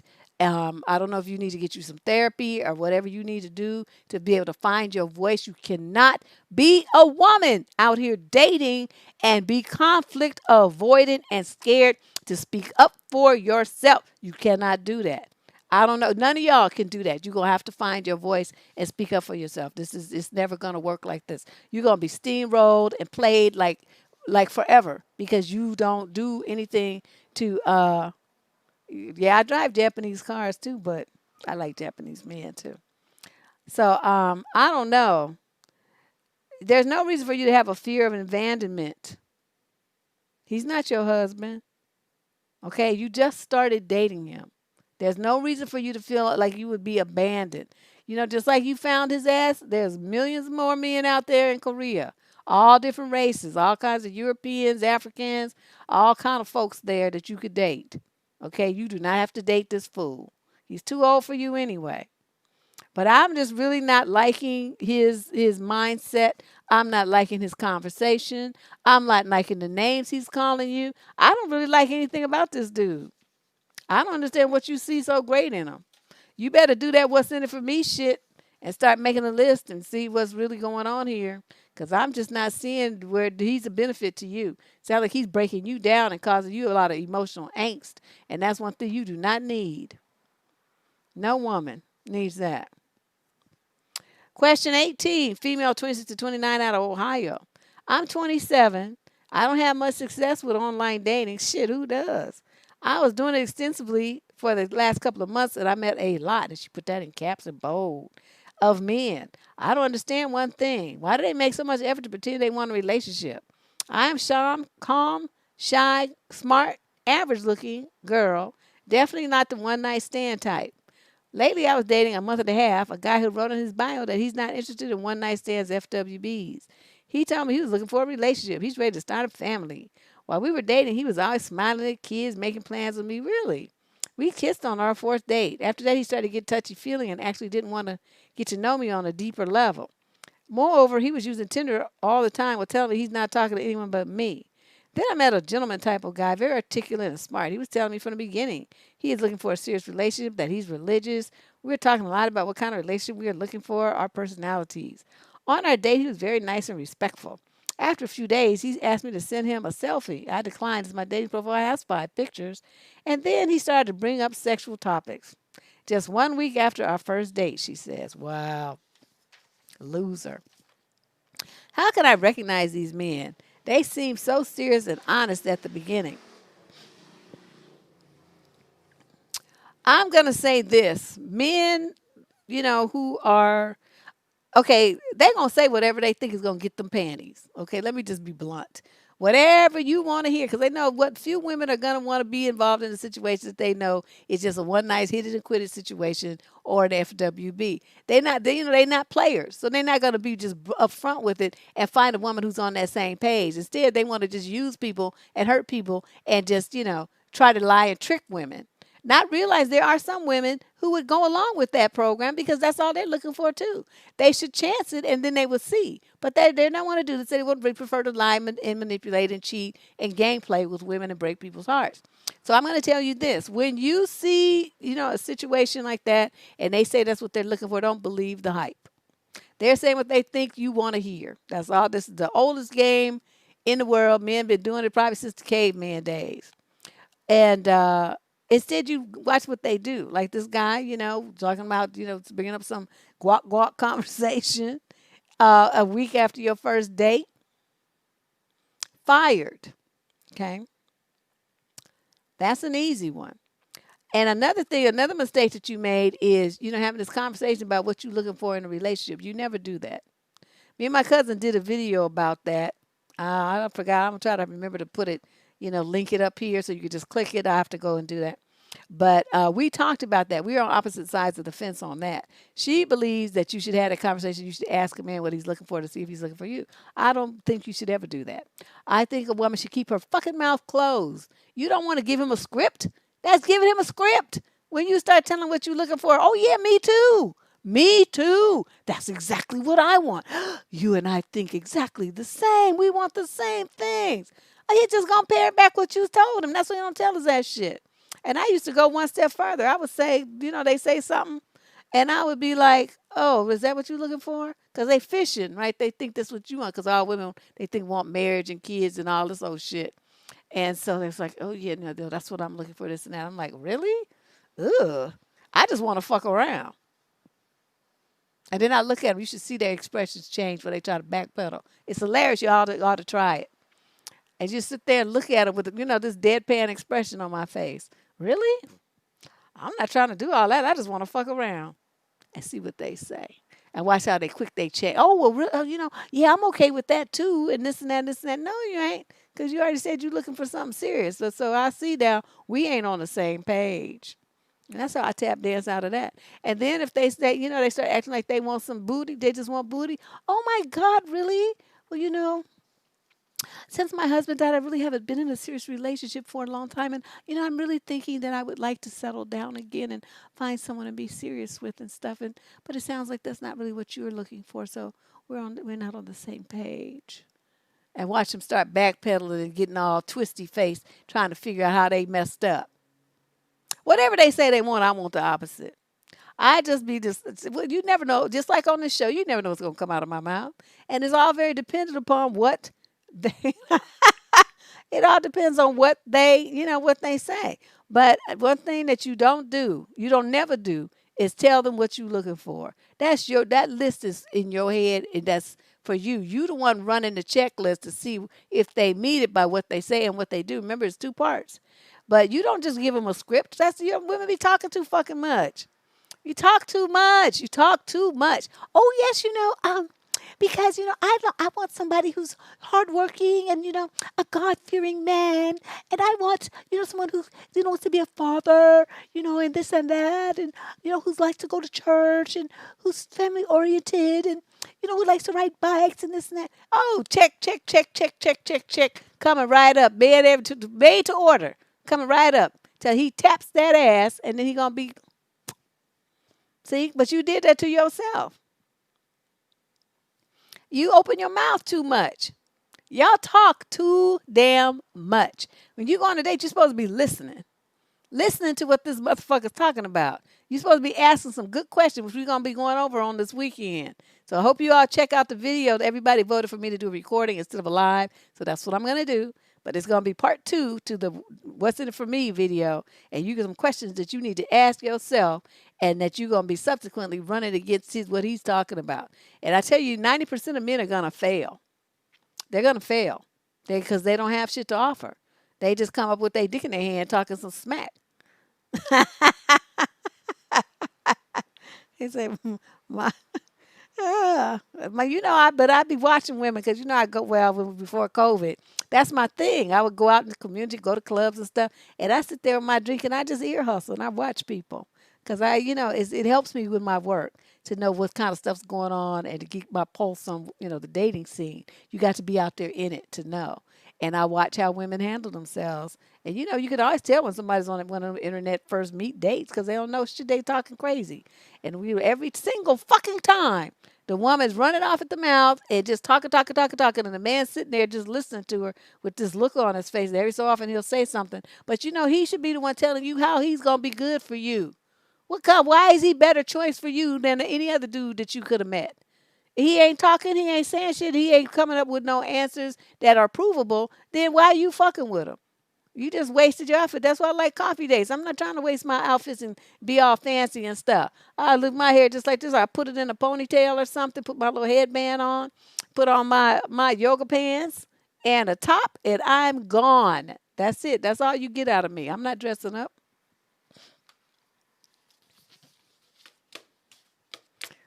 Yeah, these women be all dollied up and gonna spend money, got their weave tightened up and got their hair done and nails did and their feet did and all this other stuff. I'm not doing all that. If you pass first date till we have a second date, well then you get to see the dolly part. But the first date, I'm not gonna look nothing special. I'm gonna look just like I look right now, and you gonna like it. And you don't like it, well, kiss my ass. I don't give a fuck because either way, we just here to screen each other. And I'm not here to impress you, and you definitely probably not here to impress me either. So we just eyeballing each other, trying to figure out what's really going on here. And if there's enough to be bothered, I do have a body. I have a big booty.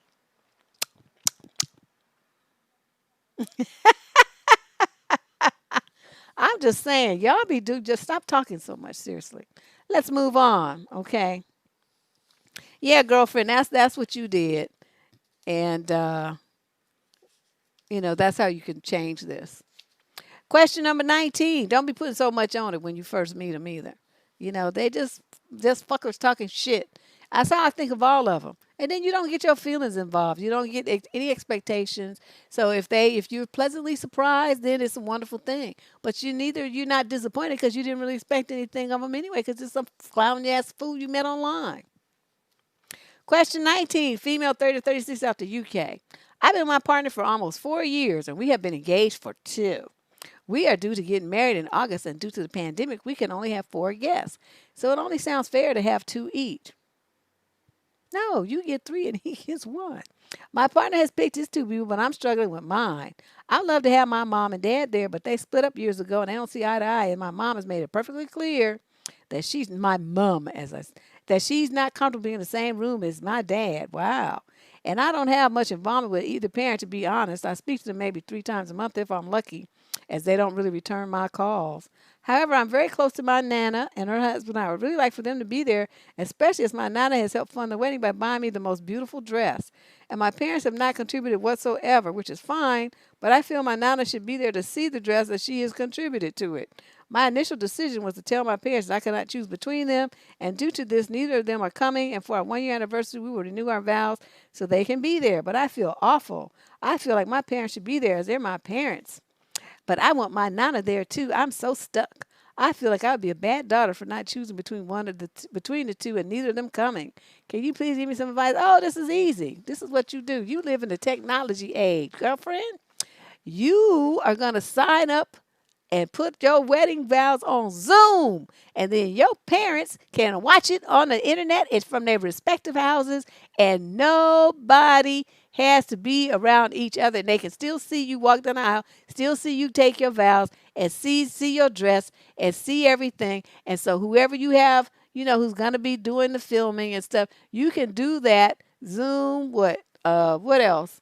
I don't know. Teams, Google has a thing. I mean, there's so many different platforms that you can use. Discord. I mean, everything. Everybody got a way for you to stream your wedding onto the internet like it's a show. Okay, and YouTube, I mean, whatever you're gonna do, you just have to have your camera, so that it is that's the feed into that's the source feed. That's the easy solution. And then your grandmother is the only one who supported you. If your little bitch ass don't invite your grandmother there, this is a no brainer.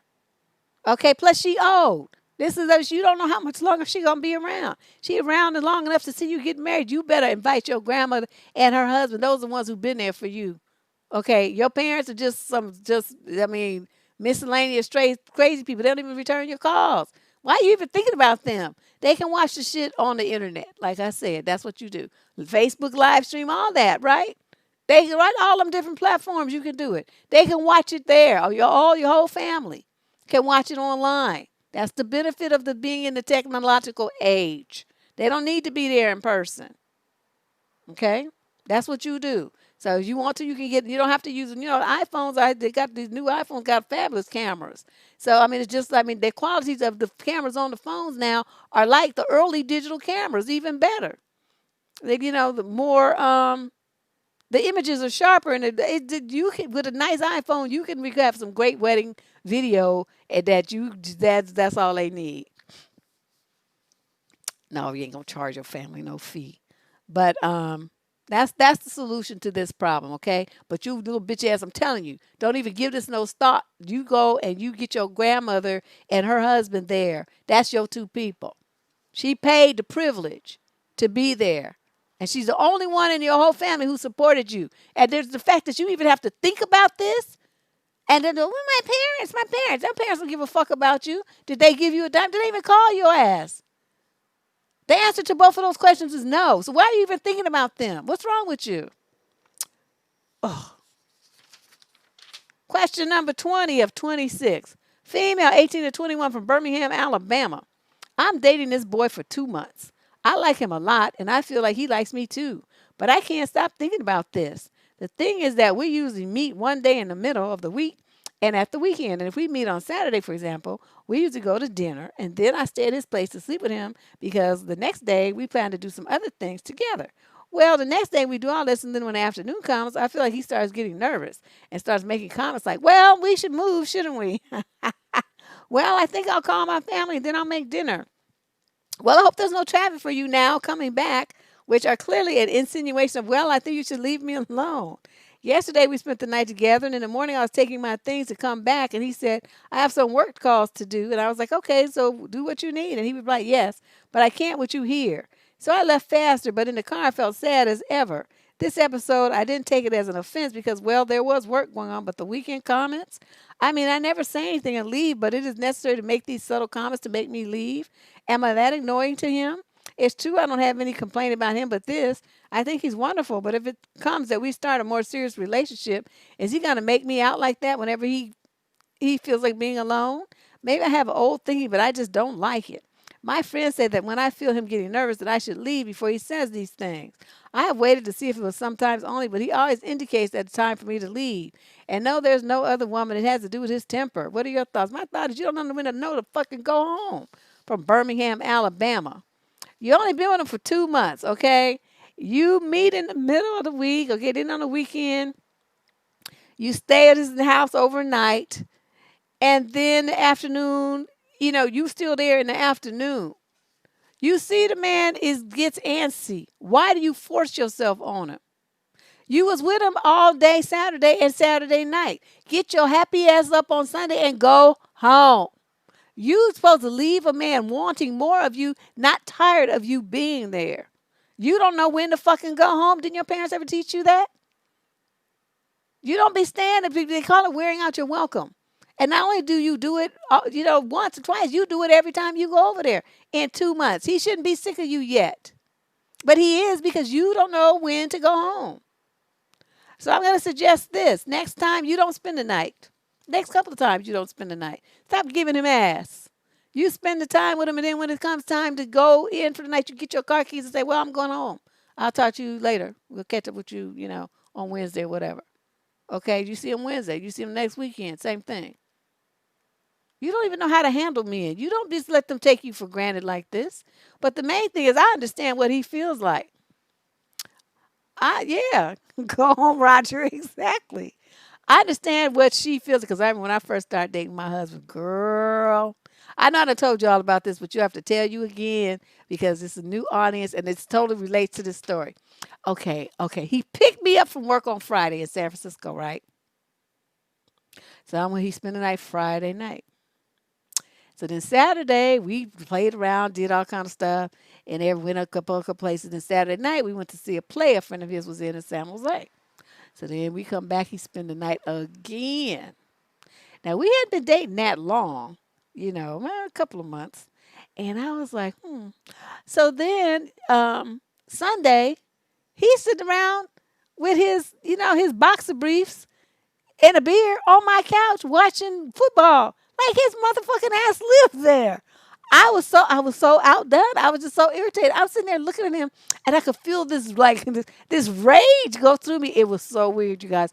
I love this man. It wasn't that. I don't know what it was. I've never experienced that before or since. But in that moment, I could not get him out of my house fast enough. I wanted him to go. I started pacing around like a lion in a cage. I'm pacing through the living room. I'm going to the living room. I'm going down. I'm going to the bedroom. I'm going back. I'm back. I'm just like all over the place. I had a 2-bedroom apartment at the time. So, it was plenty of space. I'm pacing. I'm walking all over the place. And so he's like all calm and happy. He watching the game. He's just comfortable. And so I'm like, I'm sitting there glaring at him, right? I didn't even, so he's sitting there, he's looking at me. Why are you looking at me like that? I said, because I want you to go home. And it just came out. It just blurted, I just blurted it out. And so this dude at least is trying to be polite. I had no chill, no cool. I just came right out with it. I want you to go home. Oh, the look on his face, I felt like such a bitch.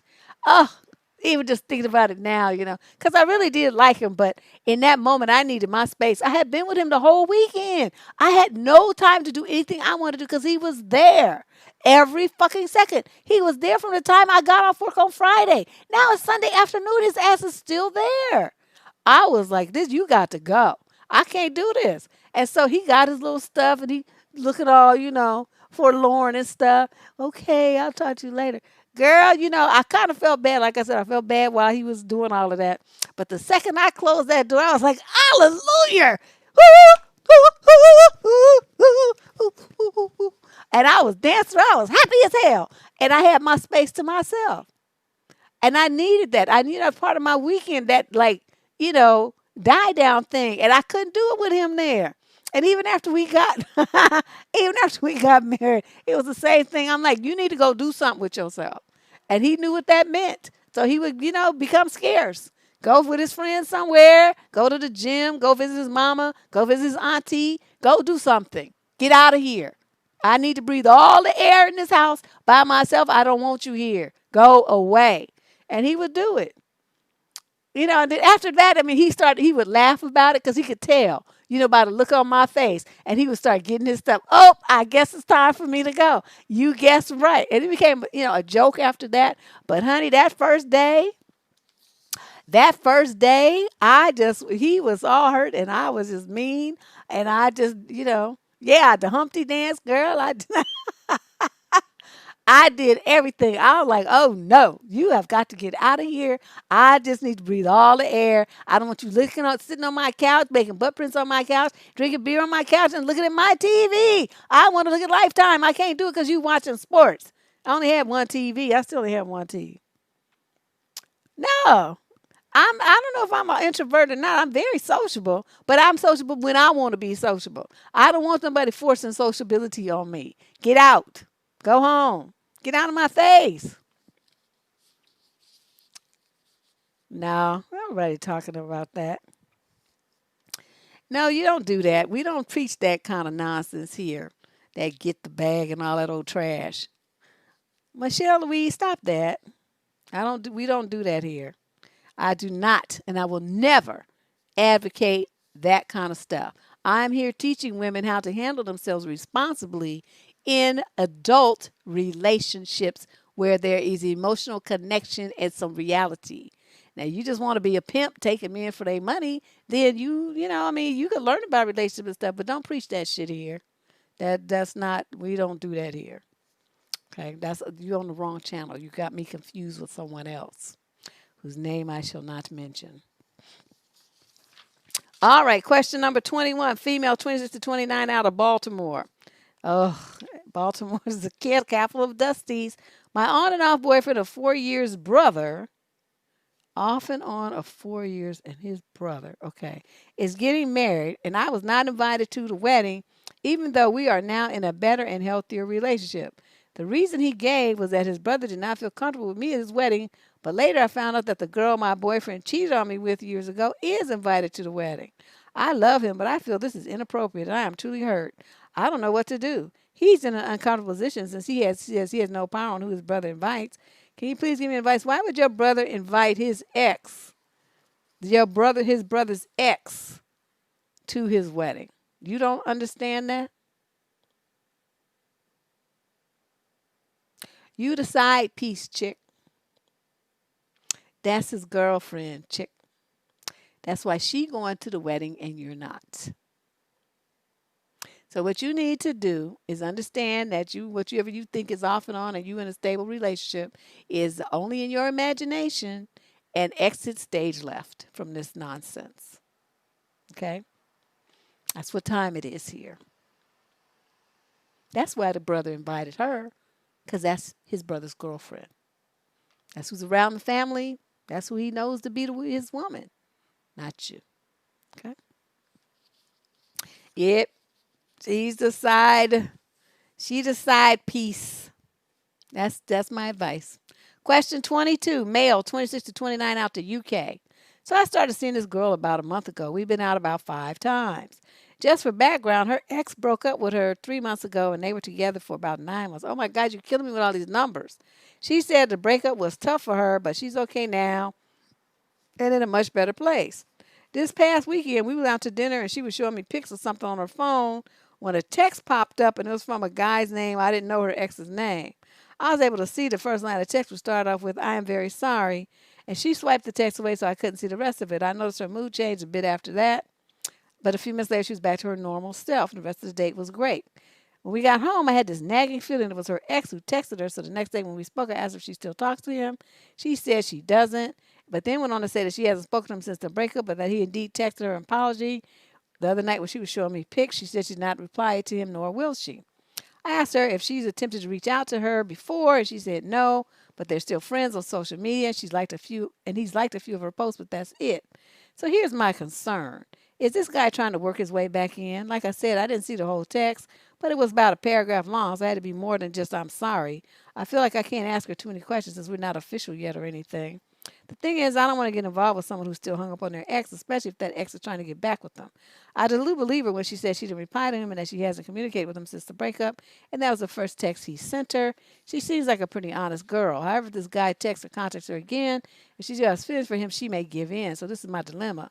I'm not sure how to proceed. You need to ask her, bitch ass, how come if you broke up with him, you haven't blocked him on social media and on your phone? Why is he still able to reach out to you and say anything? Why are you keeping that door of communication open? The only reason women do that shit is because they are hoping that for a get back. I'm going to just be blunt with you. Because when you are truly done with a motherfucker, you might even change your whole number. Okay? You're not trying to hear from him. You don't want to see him. You don't want to talk to him. You don't want to even breathe on him. You don't want to like your pictures, being on your social media, stalking you to see what you're doing. Nothing. You block all avenues of contact because you don't want to be bothered. The fact that she didn't do any of that means she still hung up on him just like you so smartly assessed. So what I'm going to tell you is you need to not be trying to make this your girlfriend. You need to continue to date other people, see her if and when you feel like it, not if you please, because she's tripping. But you ask her that question and see what she says. It might be something she might never have thought of. Then ask her how come she hasn't done it. Ask her if she has any plans to do that. And then you tell her, because as long as you keep contact with your ex, there's no room for me in your world. Thanks for letting me know. I've enjoyed these past couple of weeks. I'm out. Yeah. You guys got to be the dudes, these young dudes, they be just a little bit too nice. And, I'm all for young men being gentlemanly and kind and all of that. Don't get me wrong. But I'm going to talk to you just like I would if you were my son. There has to be boundaries and certain levels of nonsense that you just will not accept. And this is one of them. And I'm telling you, these young girls, they like to do that shit where they hang on to the past and want to be going back and forth and still pining over the ex, even if the person dogged them and all kind of silly shit like that. And so, the fact that you got to, you ask her, well, do you have any plans to block him? Because maybe she does and she just didn't think about it. She didn't do it, but now that she has you, she might. That's true. I need to do that.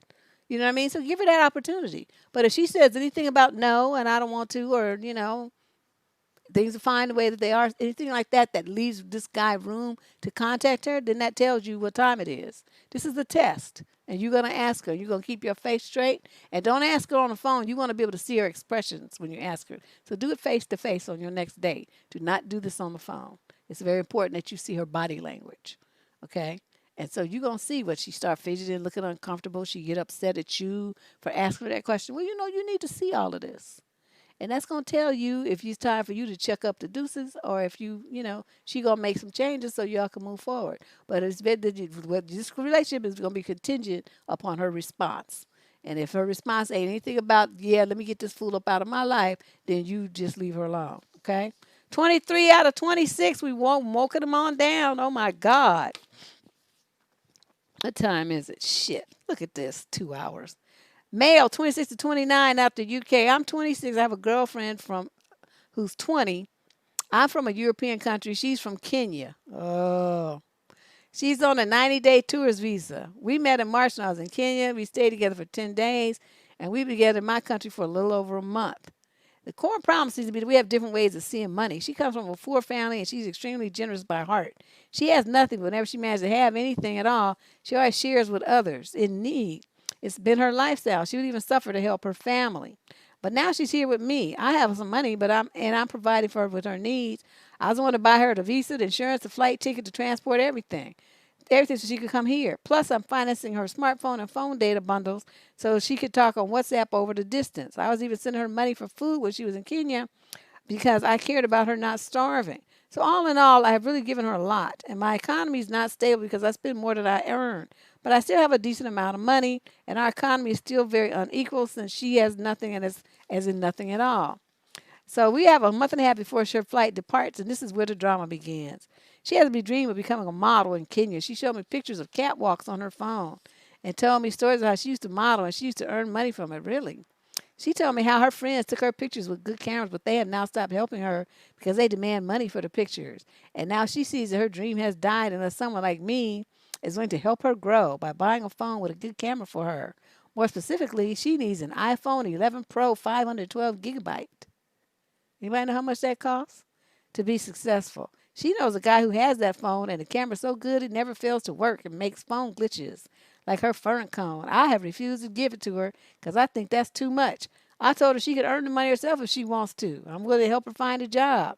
I refused to give her that phone but offered her other ways of earning money, which she declines. And she says, you are capable of helping, but your heart is cold. In relationships, people help each other grow. It's not only about affection and romance. So I'm thinking since she won't be here for that long anyway, and I can always go back to saving when she leaves, I stop her from thinking me as being stingy. I've decided not to limit myself when it comes to food and just buy whatever she feels like eating. I haven't brought up this issue with her, but I'm planning to because I don't like the way she's testing my generosity. I don't like that she's putting pressure on me for spending my money in a situation where I normally choose not to. And I know if I say no, we will have conflicts and she will see me as stingy. This is becoming too much. How can I handle this situation so that we can find a solution to this problem that's fair to both of us? Send her ass back to Kenya. Say, bitch, please, I'm not trying to fund your lifestyle. What do I get out of that? Me buying you a camera and you marching around on a fucking stage in Kenya. I mean, that's all grand and wonderful and stuff, but it's not like y'all is married or even a serious situation. You just met this bitch. And you up there, you already paid all this other stuff to get her over there. I mean, if anything, she should be showing some gratitude and trying to fund up her end. I mean, the most maybe you could match it, but she's not making no effort, just got her hand stuck out. Shit, I would tell her to kiss my ass. You good. I mean, see, again, another very nice guy who's caring and loving and supportive and all of those things that a woman would want. But for some reason, they always get with these scallywag broads that just be used them. And the same in reverse on, for the women with scallywag men. I don't know why the two nice people can't find each other. It's just really because they could give and support each other and it would be just like all wonderful. That would just, I just never understood how that works. I guess it's that opposites attract thing. No, you ain't gonna marry this girl. You gonna cut her loose. You gonna send her ass back to Kenya, and then you gonna change your number. That's what you gonna do, and change your email address, and you gonna forget you ever knew her. And if she want an iPhone, she could buy it. And so what she sees you as stingy. If you got any valuables in your house, you better make sure they in a safe deposit box so she can't get to it. I'm telling you, because she'll be on a plane to Kenya, your shit'll be gone. Well, yeah, I mean, yeah, because he's too nice. It's really sad. But, like, don't worry about the conflicts and don't worry about her seeing you as stingy because that will help you let her go on the plane and wave bye-bye when it's time because you'll be sick of her by then. See? So this is good. This is a good thing. I want you to leave her alone. I want you to find you a woman who's going to reciprocate.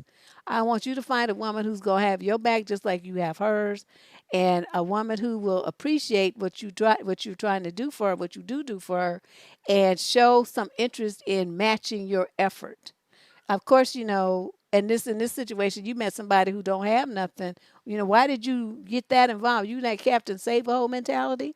Well, you gonna get some old bottom bitch who don't have a dime, and you gonna, try to like act like you daddy long legs or something? What is this mentality that you have? You should be getting a woman who's on your level, mentally and financially and educationally and a whole bunch of other things. Okay? This whole situation here makes no sense. I don't understand what you was doing here. But they know how to do. They know how to do. Men, they play to your ego. That's what they do. Daddy Long Legs in that show, that little orphan Annie, that Daddy Long Legs. Oh, Daddy Warbucks, whatever the fuck it was. Oh, yes, right, huh? Daddy Long Legs is a spider. But you know what I'm talking about. Let's move on. Question 24, male 26 to 29. Oh, before I do that, let me show you guys who missed it my new intro video because it launched today and I want you to see it.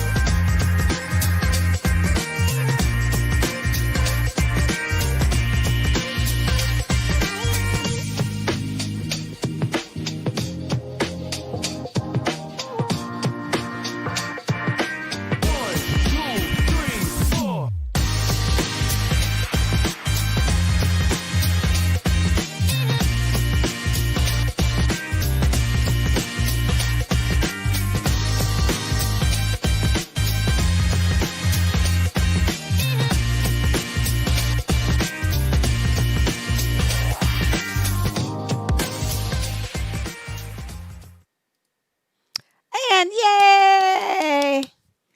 That's our new intro for What the Fuck Tuesday. So I hope you guys enjoyed that brief intermission. So let us go and finish this show up. Yeah, those of you, if you got late, you'd missed it because it played at the beginning of the show. So anyway, question number 24. This is a guy, 26 to 29. I met this girl twice, he says. The first date was great. We had a rough plan, but ended up taking detours after detours and spent almost 8 hours together. She said she had a, quote, awesome day when we said goodbye. We also briefly talked about expectations. She said she's pretty conservative when it comes to relationships and guac guac, and she was looking for someone to get married with, and for the first time, that didn't scare me away. Wow. This happened. She happened to take days off around my birthday. I told her my birthday, and she asked if I wanted to celebrate with her. I said yes. We had brunch. Helped her assemble some furniture since she had just moved. She cooked me dinner. We talked more about what we were looking for. I decided I really wanted to date her long term. Therefore, I told her about my exes. You dummy! I've made mistakes. I got involved with a married coworker for 2 months, knowing her marriage and knowing her marriage a few years ago. We ended up with a bad breakup as far as relationships go. It was the happiest when I was with that former coworker. I fully understand what I did was wrong, but this whole experience has a big impact on my outlook on life and values. I told this new girl about the affair. She started ignoring my texts the next day. She told you she was conservative, you idiot. What part did that not register in your mind what that means? The daily exchanges turned into brief messages every few days. 1 week later, she texted me that she was shocked by my past and didn't think we wanted the same thing out of a relationship. I replied that this is a misunderstanding and I'd like to talk to clear things up. I called once. That text was the last I heard from her since last week. She hasn't blocked me on text or social media. Is there anything I can do so that I can have another chance with her? Nope. This is something she's going to have to, come to grips with herself. But she's going to look, she done told you, she was real clear about she's pretty conservative when it comes to relationships and guac guac, and she was looking for somebody to get married with. She does not want to marry somebody who messes around with married women. To her, marriage is sacred. The fact that you would fuck around with somebody who was married shows that it's not sacred to you. That's why she don't want nothing to do with you. You don't get it. You opened your big mouth. You don't tell people about your past. It's the same mess I tell women. You don't talk about the past. The most you should have done was reference, well, yeah, I had one relationship and, blah, blah, blah, what I learned from it, blah, blah, blah, blah. Vague. No names, no specifics, no ages, no with the fact that you work together. Why do you think she would need to know all that? You talk too much, and that's when you done talked yourself out of a good relationship. Shut up, learn your lesson, eat it up, big boy, and let's go. Because you done fucked this all the way up. She has no respect for you now. It's over. Over, over, over. Question 25. This is the next to last question. Exactly. It shows he has different morals and stuff than she has. And so if you would mess around with somebody who's married, that means that you would mess around if you were married. That's how she's thinking. And you can't say that she's not true because you've never been married. But you knew the woman was married and you chose to do it anyway. So dude, your ship is sunk. You can forget it. She's not going to have nothing to do with you. She can't stand you. You nasty to her. Okay, question 25, female 37 to 45 from Phoenix. First, let me state the standard disclaimer that I love my kids. My boy is 4 and 2, and I regret nothing. But fuck, motherhood has absolutely destroyed me. The last 4 years have worn me down like nothing I could have ever expected. I've given everything of myself, my body, my career, my goals, my money, sleep, and time. I look 10 years old and I'm so tired all the time. I feel like I'm finally emerging from the fog of the last 4 years, though maybe I'm going through a bit of a finding myself crisis. Over the past 6 weeks, I've booked a trip home to catch up with my best girlfriends and sister and plan on getting rotten drunk. 2, I joined a gym. 3, I started a post-grad course in something I'm passionate about. 4, I have an appointment to get my nose pierced tomorrow. I'm turning 38. Is that too old? I have so many ideas for tattoos, but first I need to get an old tattoo lasered off. 5, I've decided to stop dyeing my hair and embrace my gray because I actually like it. Damn, you have gray hair at 38? And 6, I demanded more of my husband and taken up more babysitting offer from my mother-in-law to allow me time to myself. Am I having a midlife crisis or is this normal? Did you or anyone you know of go through this? No, I've been like that my whole life. I do what the fuck I want to do. That is like you sacrifice and you realize that's something you should have never done. Now, this thing about, your husband demanding more from you, should have been doing that the day you took vows. Before you even got married, you should have laid down the law and told him this is what you're going to do. Any day that you don't do it, you get the fuck out. Because, it's easy for me to be by myself. I don't need to be with you. doing all this work for you and them kids and the house and everything, and you ain't helping. We're not gonna do that. So it's about time you got some nerve to speak up. The mother-in-law can watch them kids. Shit, your mama can watch them too. Whoever, hire a babysitter, whatever. 2 and 4 years old. Shit, what was wrong with you? That's too little. You need to have like, yeah, and they got two babies. 4 years old. 4-year-olds are rambunctious, especially boys. And then the 2-year-old, they scream all the damn time. Oh no, and no, no, no, no, no, no, no, no. That's a rough. I feel for you. But yeah, go to your gym, take your classes, enjoy your school, make something of yourself. Because them kids, they're going to grow up and leave. Your life should never be like so totally centered around your children ever. They're important. Don't get me wrong. They need to be taken care of. You have obligations and responsibilities there to raise them up, take care of them, protect them, all that. But you should not sacrifice everything for your children. That's a mistake a lot of women make. And they feel like if they don't, it makes them a bad mother. No, it makes you a human being. Okay? Kids, they can do stuff. My parents used to say, they be doing nasty things. I didn't know that's what it was when I was young, but when I got older, they want the house to themselves on Sunday. So my oldest brother would take all of us to the movies or something. We'd be gone downtown for hours in downtown San Francisco. And he would take us to the movies, and we would stay there. They had a double feature. So we'd be gone for hours. And then we get back, they'd be sitting in the kitchen drinking coffee, grinning. So, they was doing nasty things. But they didn't want us, they didn't want no witnesses. So none of us was even in the house. And it wasn't until I got older, I was like, is that what they were doing? Oh my God, that's so gross. They're so old. Mm. Yeah, it's be nutrition for her, the gray hair. But it might just be stress. And dealing with a 2 and a 4-year-old and a husband too, shit. That's enough to make anybody's hair turn gray. Okay, our final question of this long ass evening. Female, 30 to 36 out of Atlanta. Thank you for taking my question. I love your shows. What on earth is up with my cousin? Several years ago, she began a relationship with, quote, Chris. After a couple of years, she wouldn't commit to being with only him, saying that she didn't think it was necessary because she could love other boyfriends and also him. Chris ended it with her and went back to his ex-girlfriend and first love, quote, Michelle. My cousin was absolutely devastated, and all she talked about was getting back together with Chris again. Chris and Michelle broke up, and he eventually found himself back in my cousin's bedroom. They were together for a year or so and even got engaged. And again, my cousin still refused to commit to just him. Things blew up when she spent the night with another guy. Apparently, Chris thought she was committed to him and viewed this overnight thing as her cheating. So he broke up with her again despite her crying and begging him for hours. Once again, he went back to Michelle, but this time he married her. They are happily married and he's clearly moved on from my cousin. My cousin has emailed him and reached out to him and never responded. She expressed that she will never get over this loss and her heart is forever broken and that she is still hoping to get back with him. Your cousin's a drama bitch.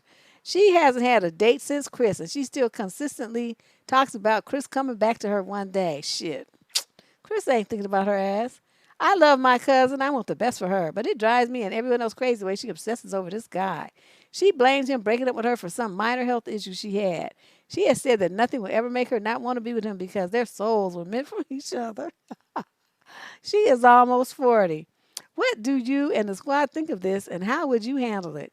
What should I say when she mentions Chris? You should cuss her ass out. That's what you should do. You say, you a dumb bitch. The man tried to be with you. He was even engaged to him. He tried to marry you. But what did you do? You fucked it up. You went out and was fucking other dudes. You broke his heart. So, I'm sure all these thoughts that you have about y'all being together and all this stuff, he had those too. But what did you do? You broke his heart and just mashed his nose in it, disrespected him, and just acted a zip damn fool because you didn't want to be committed. So for you to sit up here whining and crying and acting a fool now, nobody not trying to hear that bullshit. Grow up, take the lumps. You made a bunch of stupid choices and stupid decisions, and now you got to reap them. I don't want to hear about this shit. Anytime you call me talking about that motherfucker again, I'm hanging up. If I'm in your face and you start talking about that motherfucker, I'm driving off. You're going to deal with this. You're 40 years old, and you should have known better. I don't want to hear it. Don't nobody else want to hear it either. You were stupid, and you were stupid then, and you were stupid now, and you still doing stupid shit at 40 years old. I can't with you. That's what I would tell her. I just, she need a reality check. And, there's no time for that kind of stuff. Be sitting up there whining about some man that you dogged out. Maybe you should have thought about all that when he proposed and you took his ring and was engaged to him, and then went off dipping and sleeping, spending the night with other dudes. You should have thought about all that then, right? Then you wouldn't be having this problem. But this is the problem is the result of the decisions that you made. Own it. That's called being an adult. Adulting. That's what it's called. So, you guys, I'm glad that's over. It's just like, that was long. That was a lot. I don't want to do that many questions again. But come back on Friday. We're having girls' night out. Bring your liquor. Get you a nap. The show starts 2 hours later. It's going to be starting right about now on Friday. It started a little later than usual because we're going to be talking some adult things. And I'll also be doing advice questions if you bring some $10 super chat donation for that, or you can what you call it, me. What's that thing? Cash app to 10, whatever you want to do, $10, and I will answer your question right here on the spot while we're doing Girls Night Out. We're gonna be talking about all kind of wild stuff, so be ready. And you know, when I get liquor in me, my tongue gets looser than what it is now. It should be a good time. I hope you guys enjoyed tonight's show and that you don't go out and make the mistakes that these people make. That would make me very happy. Remember to do your homework on the WIIFM video. There's homework for you to do. Please prepare it so that you're ready for the show when it drops this coming weekend. It'll be online on Sundays. So Deb's Sunday morning sermon, and it'll be part 2 of that video. You guys are the bomb. Thank you, Lady Boss. I appreciate everybody's showing up. We'll talk to you guys real soon. Bye-bye.